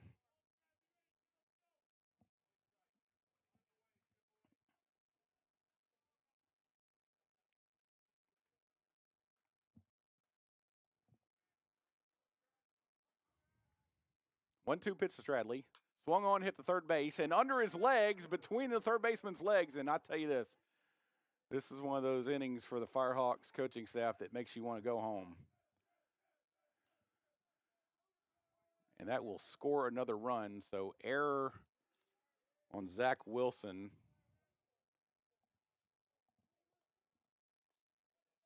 Second of this inning.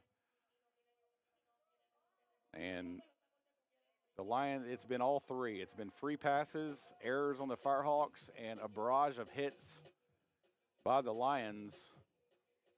I'll tell you this, 11-run inning at center field by the Bryan Lions with no home runs is something you just don't see. Ever. That is a first pitch strike on the leadoff hitter, Cyrus Campos. And I am mistaken, Caleb Ramsey does have a home run in this inning. It's such a long inning, I forgot if that was this one or a couple innings ago. Outside for a ball.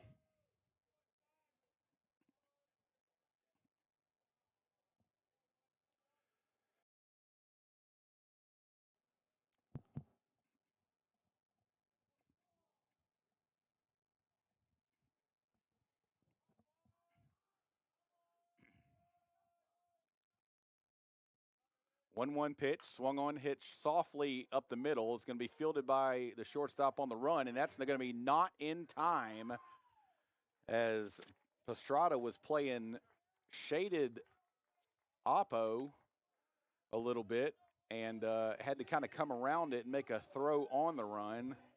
So clean play, just couldn't get the speedy Campos, and this inning extends. And the only thing I don't have in front of me, because I don't have my computer open, is a pitch count for the three combined pitchers. But I really want to see it because it's high. That's going to bring up the catcher, Jaron Morris.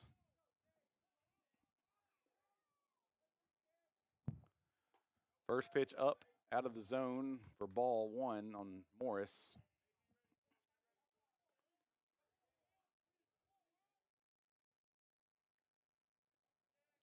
Morris is the 15th batter of the inning here in the fourth for the Lions. 1-0 pitch over his head, ball two. Catcher's going to go talk to him, try to figure out a way to get out of this inning.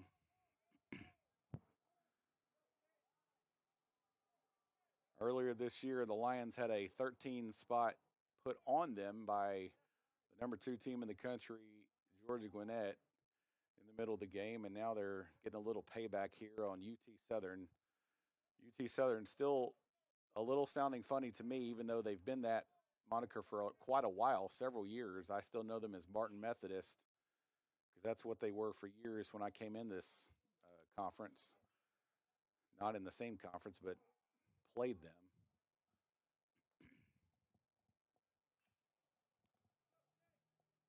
And now UT Southern donning uniforms that look very similar to UT Knoxville. 2-0 pitch, called strike. I think that may have been a little charity by the umpire, but nevertheless, 2-1 count.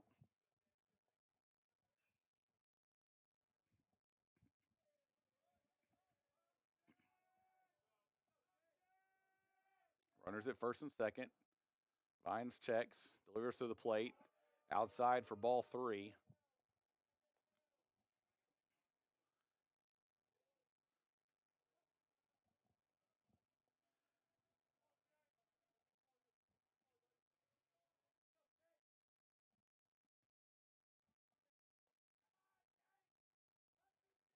Three 1 pitch to Morris.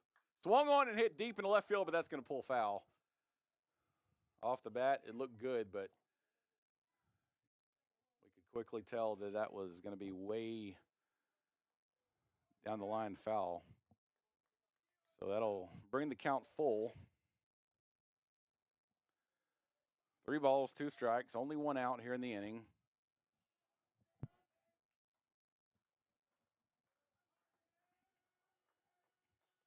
Here's the payoff pitch, and that's going to be fouled back into the right side. So Morris will stay alive.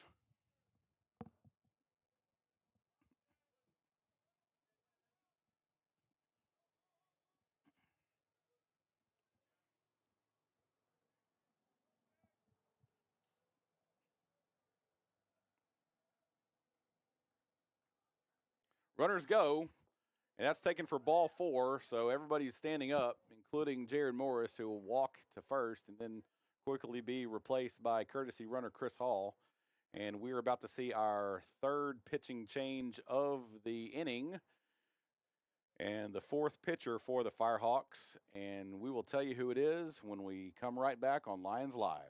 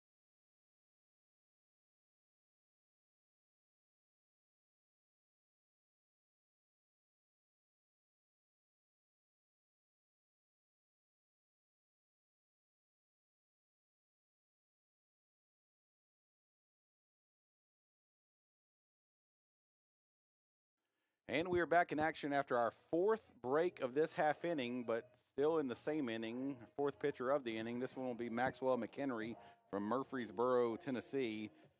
Maxwell comes in with a 12 ERA, 12 innings, and 22 hits. He does seem like a strike thrower, so at least he's going to challenge these Lion hitters as Caleb Ramsey will step up to the plate for the Lions. And the first pitch will be outside for a ball. Ramsey will have the pleasure of hitting with the bases loaded and one out.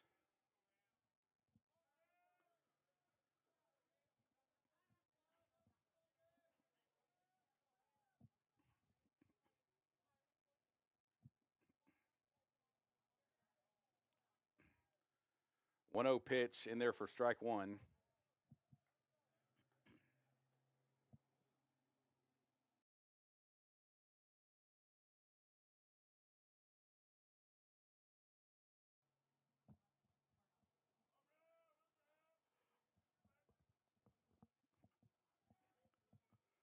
One pitch to Ramsey. Swung on and hit deep into right field. Back goes the center fielder. It looks like he's going to have a beat on it, and he will make the grab.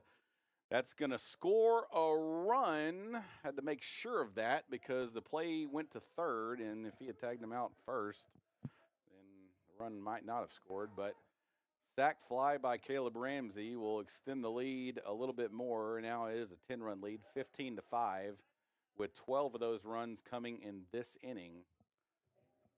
And now we have two outs, runners at first and third. And Wes Davis will be the hitter.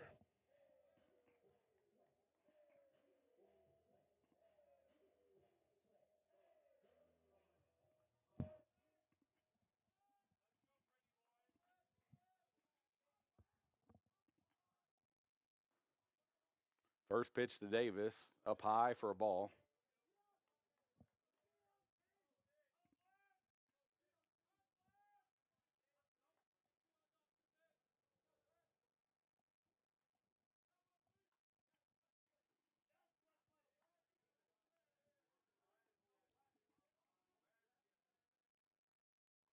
One 0 delivery, swung on and missed.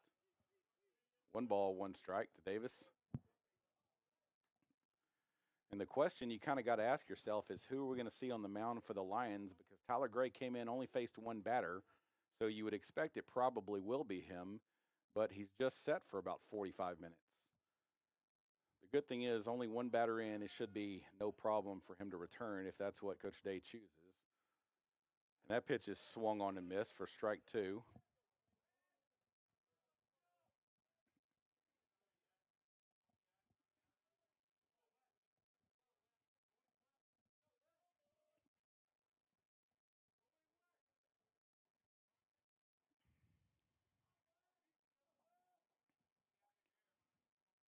The 1-2 pitch from Maxwell. In there for strike three, so this inning finally ends, but not after a ton of damage by the Lions. 12 runs on a bunch of hits and a couple errors by the Firehawks, and we will start the fifth when we return on Lions Live.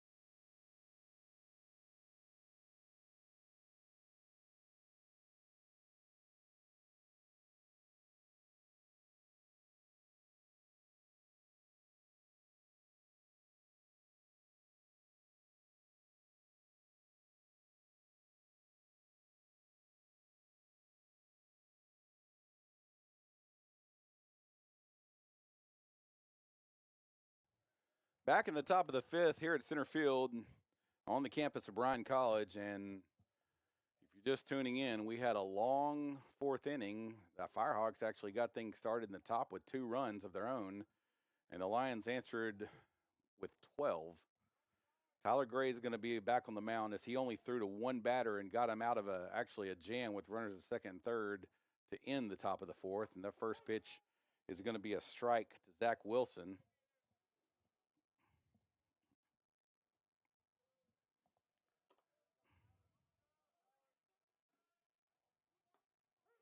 Excuse me, this is going to be Cooper Phillips. Wilson is the one who did strike out to end last inning. And Gray works ahead 0-2, and that ball is going to be out, but barely. Man, I'm not even sure the batter thought it was a ball.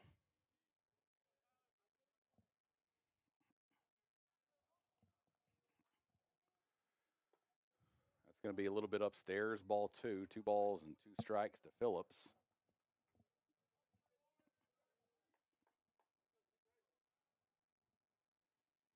Two-two pitch, low and in the dirt. So after working ahead 0-2 to the hitter, Gray finds himself in a full count. Best thing for the Lions right here is a strike, and that's going to be a swing. That's going to be a swing and a strikeout. Yep, umpire got that one right. I wasn't sure.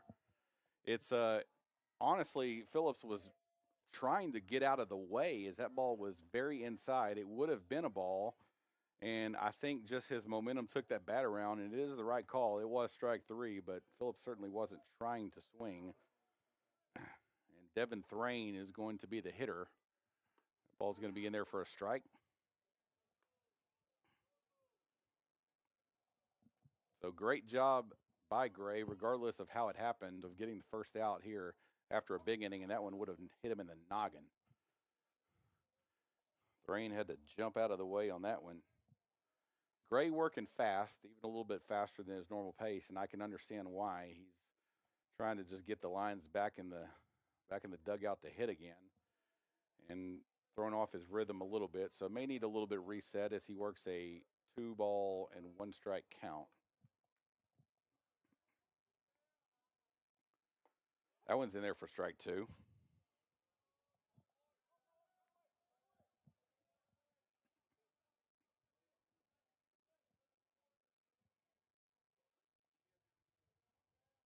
Two-two pitch, swung and a miss, strike 3, struck him out. Tyler Gray gets his second out of the inning as Thrain goes down swinging. It's going to bring up the left fielder, Jake Tegler.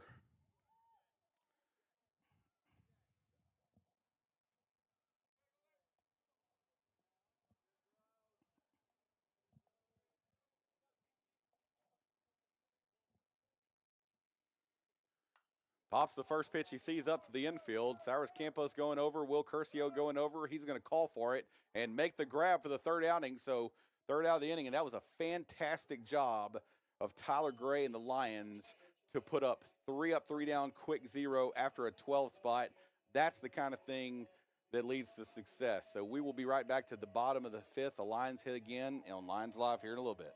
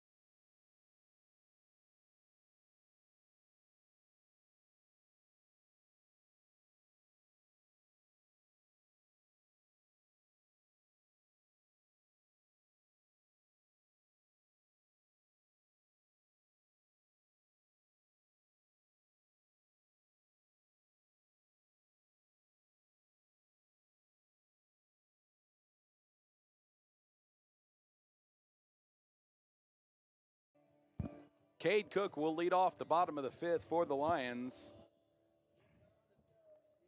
After a great 1-2-3 inning in the top half by a fantastic pitching performance by Tyler Gray.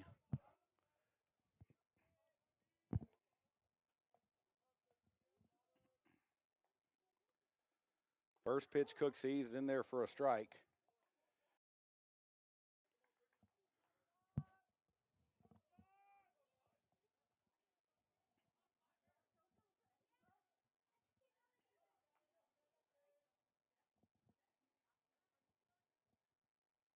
The 0-1 pitch to number 5, swung on, grounded to the shortstop. He's going to field it, throw across, and that will be in time, and Cook trips over the bag. Hope he's okay. That looked awkward, and it looks like he just may have landed wrong, but he's getting up and walking normally. So the first out of the inning for the Firehawks is a ground out to the shortstop, Estrada.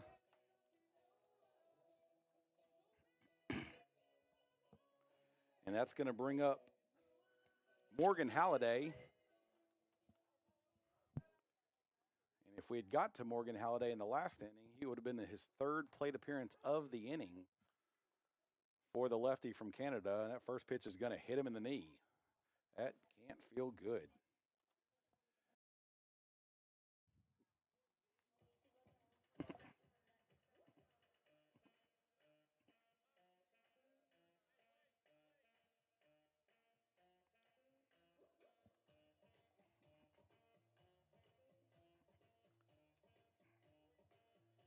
And they're going to take the opportunity, not sure if it was just because of the hit by pitch or if that was planned, to get a pinch runner for Cook. It's going to be Lane Brooks on the bases. And Will Curcio will step to the plate for the Lions with one out here in the fifth.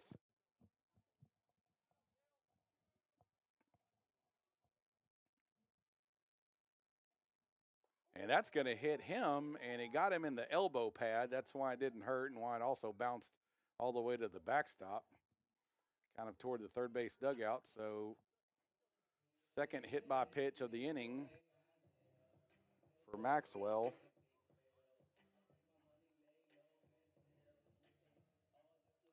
Runners at first and second for Caleb McCarty.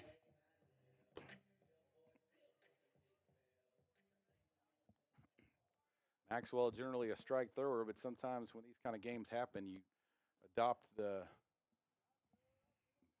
I guess, goings on of the rest of the game. First pitch, McCarty, swung on and missed, strike one.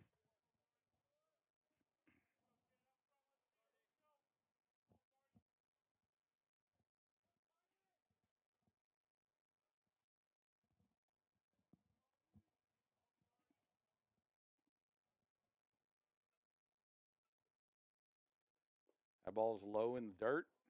Ball one.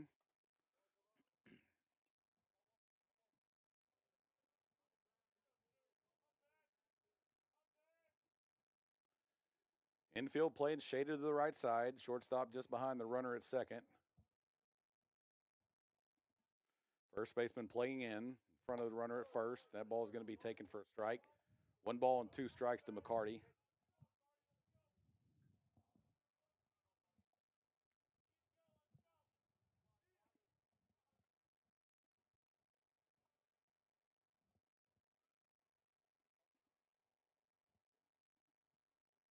One-two pitch, swung on and hit foul back in the left side, out of play.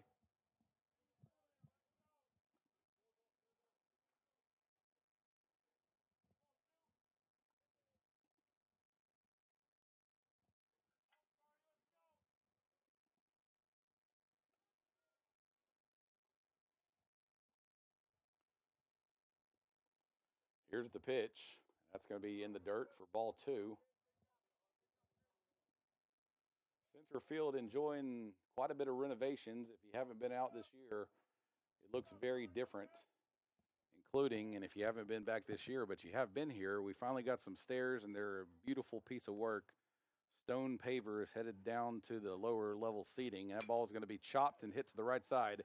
Picked up by the second baseman, but bobbled, and he's not going to be able to have a play as the error on Nelson's going to lead to another base runner in Caleb McCarty. It looked like he thought for a second about trying to turn two, and as he changed his mind, the ball was hitting his glove and just bounced right out. And that's how these kind of games too. And as a coach on the losing side of this, you just kind of want to crawl in a hole. Nelson's gonna do something, give something to the. Oh, okay. Here's what we got. We got a mid-inning defensive sub, and that does not feel good. So we'll try to check the number to see who it is that just came in for Evan Nelson, who is immediately pulled right after a error. And it's just one of these things where the coach just kind of scrambling, just wants to maybe send the message to his team, let's go. Logan Stradley will take strike one as he steps to the plate.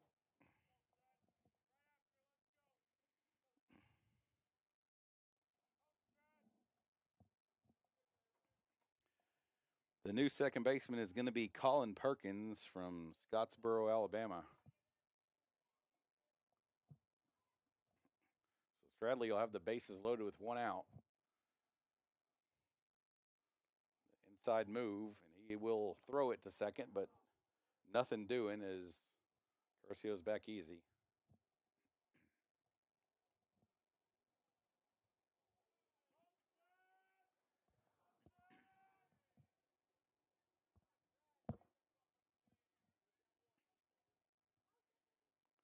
Feels like a good time to put a charge into one from Stradley, and he does, but he's going to pull that one foul. That got out of the park in a hurry, but about 15 yards left of the left field foul pole.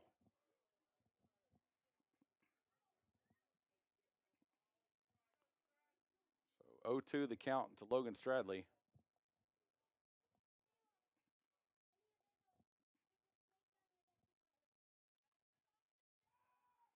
Inside move again, nothing doing. I'm not sure the strategy in inside moving twice with a runner at second and a runner at third. Nowhere for Curcio to go.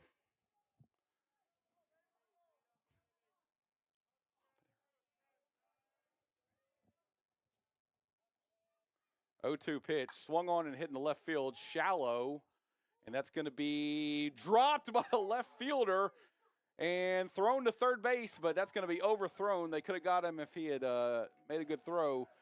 And I'll tell you this UT Southern team is ready to head home.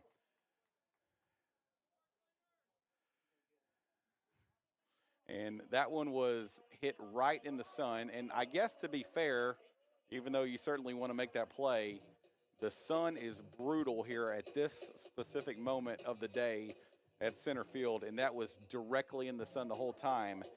And the left fielder, Jake Tegler, had a tough time. He was trying to shield the sun with his glove and move his glove at the last second, but just couldn't quite do it. So really tough play, and it didn't work out for the Firehawks as Cyrus Campos takes the first pitch for a ball. So a run does score on that. Still one out, 16-5 Lions.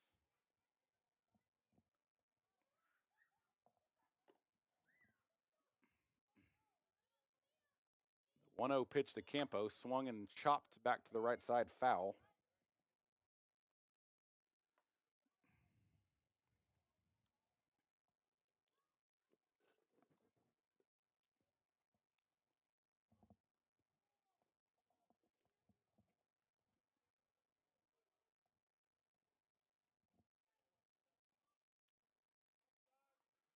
Bases loaded, one out. Swung on, hit hard to the right side, but fielded by the first baseman. Stepped on first, throw it home, and double play. He will get the runner at home. So great play by Reagan Tomlin, the first baseman for the Firehawks, as he grabs that one quickly, steps on first, fires to the plate for the tag, and in plenty of time to get the runner headed home. So that will end the inning, and we will be back for the top of the sixth here on Lines Live.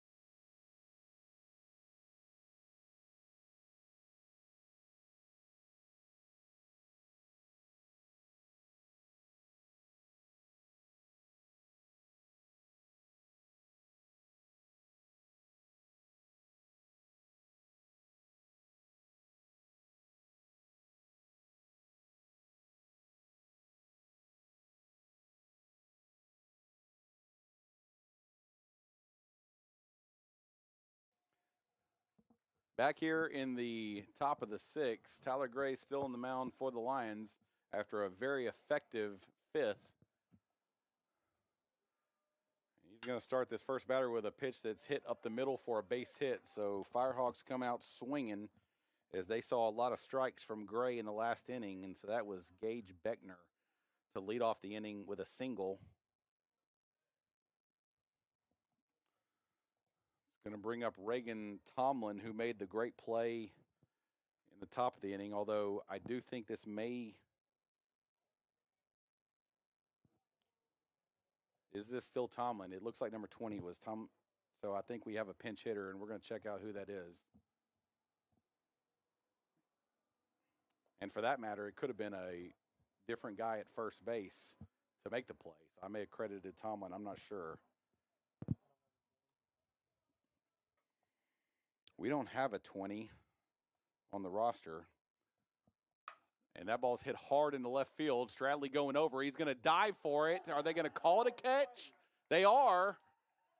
Great play by Logan Stradley, who comes in and makes it was a dive, but you can't say it was a full layout. He kind of caught it and rolled. And if they had called it to hit the ground first, I wouldn't have argued. It looked like it could have gone either way, but umpire had perspective. So great job by Logan Stradley to make that tremendous catch as Tomlin, I assume Tomlin, puts a charge into that one. So we will have one out. First pitch to Cheney is a ball, or excuse me, a strike.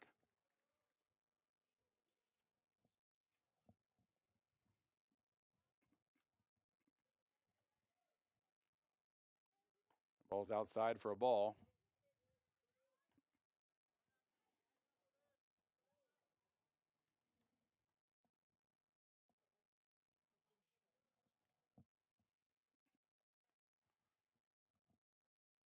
Next pitch hit deep into right field.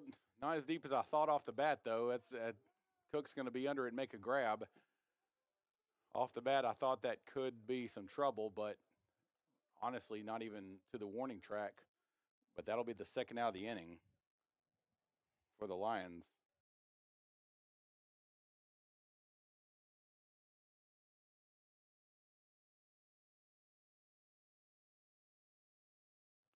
It's going to get us back to the top of the order. Evan Nelson with 2 outs and a runner at first. First pitch in there taken for a strike.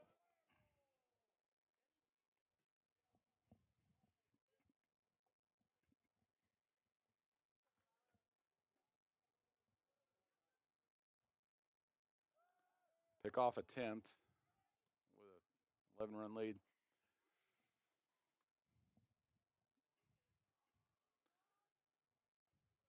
Tyler Gray been very effective in his pitch count, working quickly, throwing strikes, getting ahead of runners, and that runner does vault at first, so maybe not a bad idea to pick off there. That's swung and missed for strike 2.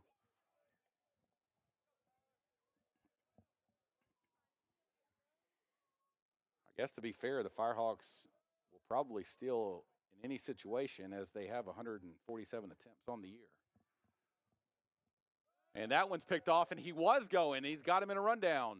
And Jayron Morse is going to tag him out for the third out. So that strategy doesn't work for the boys from Pulaski, and we'll be back.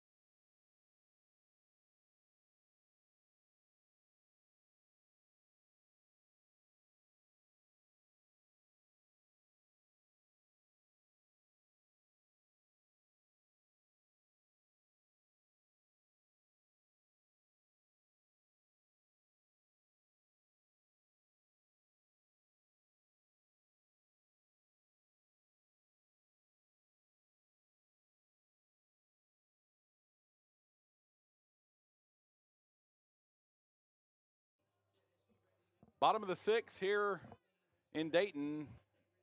Jackson Moon, the new arm on the mound for the Firehawks.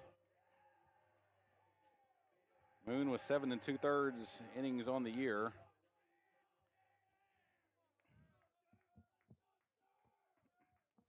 And Caleb Sturman will get the pinch hit for the Lions. Sturman takes the first pitch inside for a ball. The catcher from Las Vegas, Nevada, a team favorite, one of the nicest guys on the team. He's going to take that one for a strike.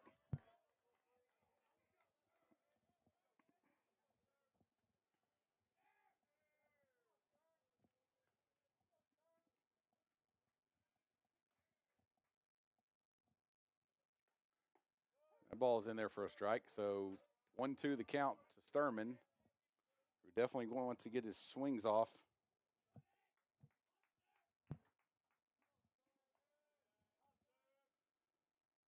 That's outside for a ball.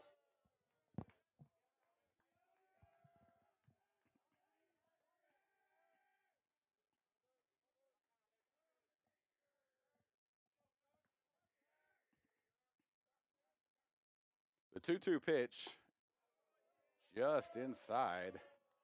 3 balls and 2 strikes.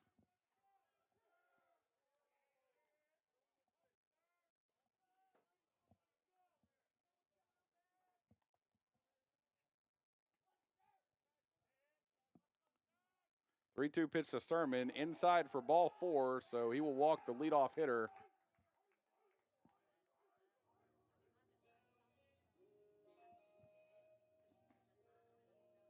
It's going to bring up Caleb Ramsey.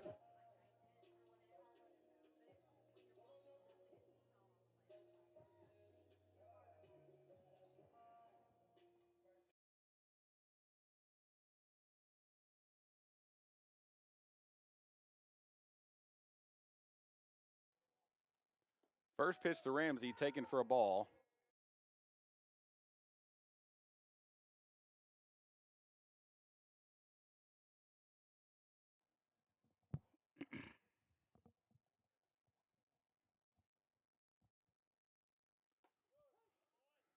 In there for a strike. 1 ball, 1 strike.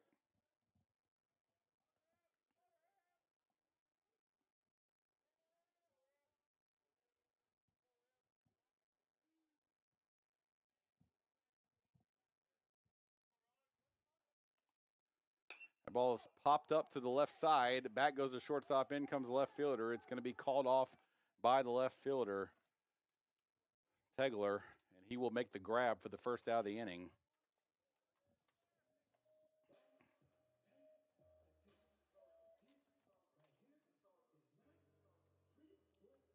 It's going to bring up Wes Davis.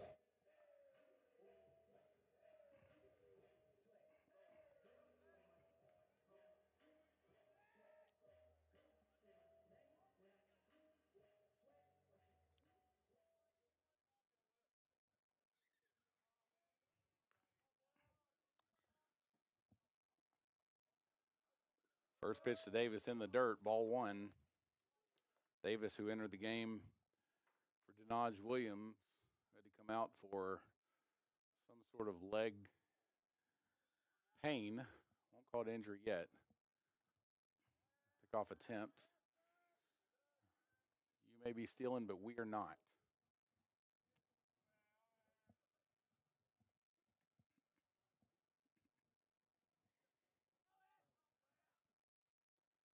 Swung on and hit into the gap in the right center field. That's going to fall, and it's going to be off the wall. So rounding second is Sturman, and then the second is Davis with a great RBI, just double. Davis showing a little bit of oppo pop right there as he put that one off the drip sign just below the scoreboard.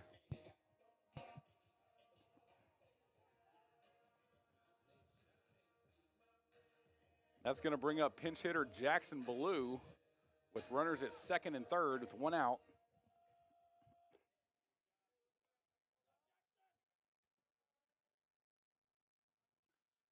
Ballou swings and chops that one foul.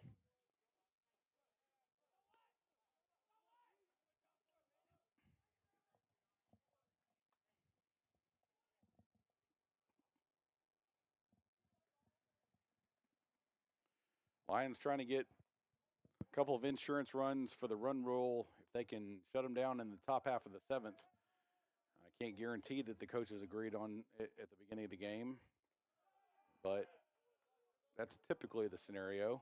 As Blue takes that one in the dirt for a ball.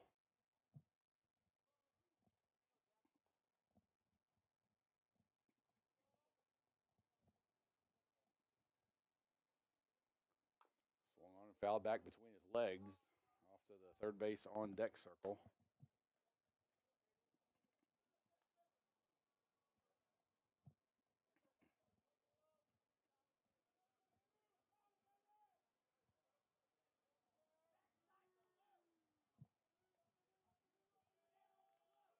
The 1-2 pitch to Blue. Swung and missed. Strike three. So Blue struck out for the second out of the inning. And that's going to bring up Evan Robinson, pinch hitting for Morgan Halliday.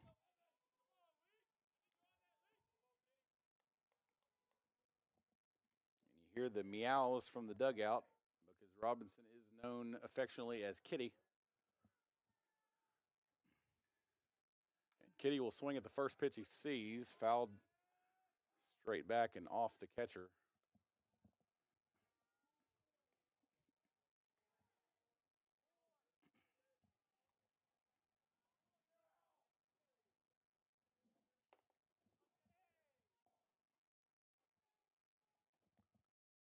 A 1 pitch taken outside for a ball.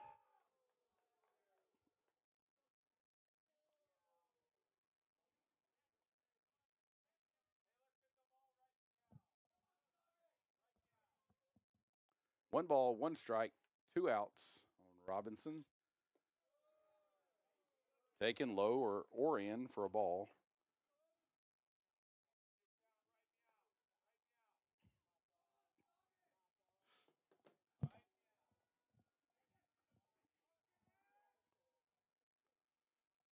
Swung on and chopped foul to the left side as we hear a lot of chirping, a lot of excitement from the Lions dugout, led by funny man Ben Zybert as he is telling Kitty, let's go right meow.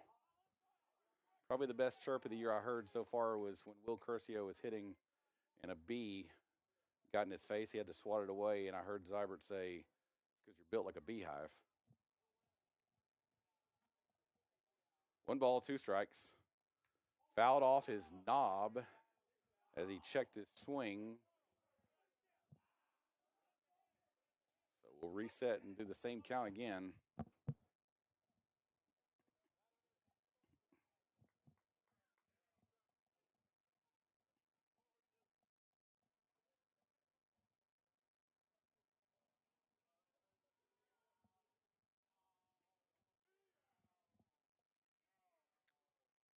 Here's the pitch.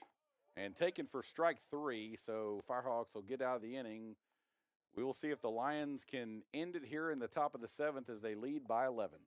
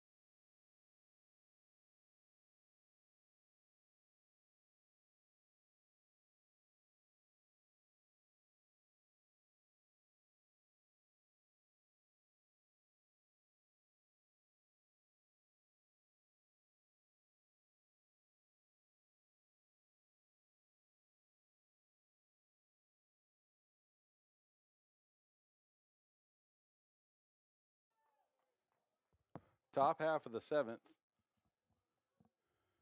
New pitcher for the Lions is Ryan Ely. New catcher is Evan Robinson. As Ely starts that first one for a ball.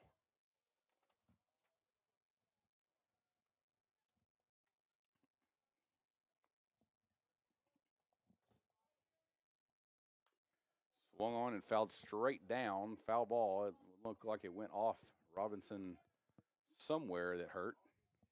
As the umpire gives him time by visiting Ely on the mound.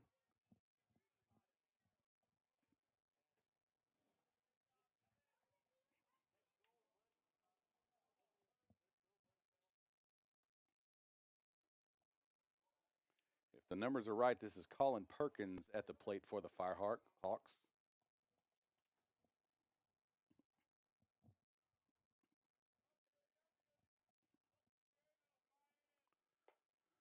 That pitch taken high. 2 balls and 1 strike.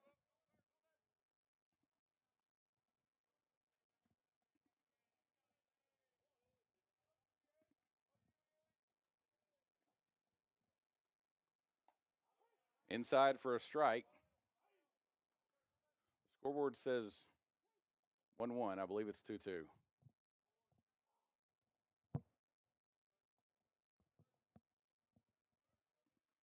2-2 pitch. Swung on, hit high in the air to right field. Cade Cook going back, and he's going to have room. And he will make the grab just at the front of the warning track for out number 1.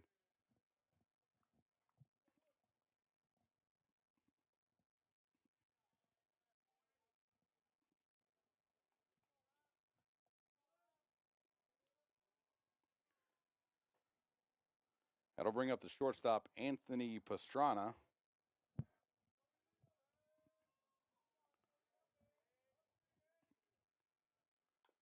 Swung at the first pitch, fouled off back to his dugout.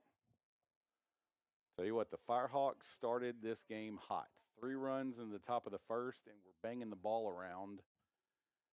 And the Lions kind of slowly caught up to them and then exploded, and they've kind of cooled down since. That ball is hit, big chop to third base. Curcio comes up with it, long hop to first. He calls him out. And nobody's arguing, so it looked out. I thought he looked safe, to be honest with you. But runner, first base coach, no argue. Maybe because of the score, maybe because he was out.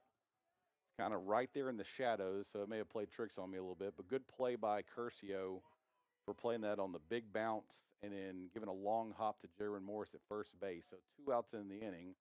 That ball's taken for a strike.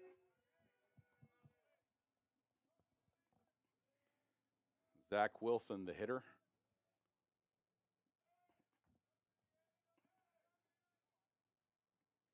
Outside, ball 1.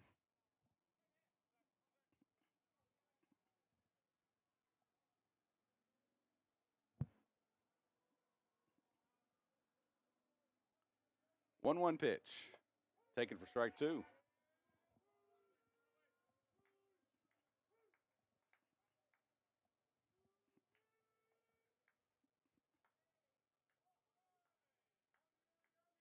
Here's the pitch. Low and away, ball 2. 2 balls, 2 strikes, 2 outs here in the top of the 7th. 1 more strike, 1 more out. We'll end this game shortly. A shortened 7-inning run roll, and that ball is hit to the second baseman, Wes Davis, who comes up with it, throws across, and that's going to be ball game.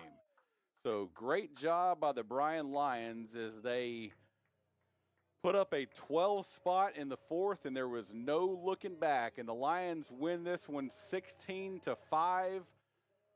Great performances all around by the offense, the defense.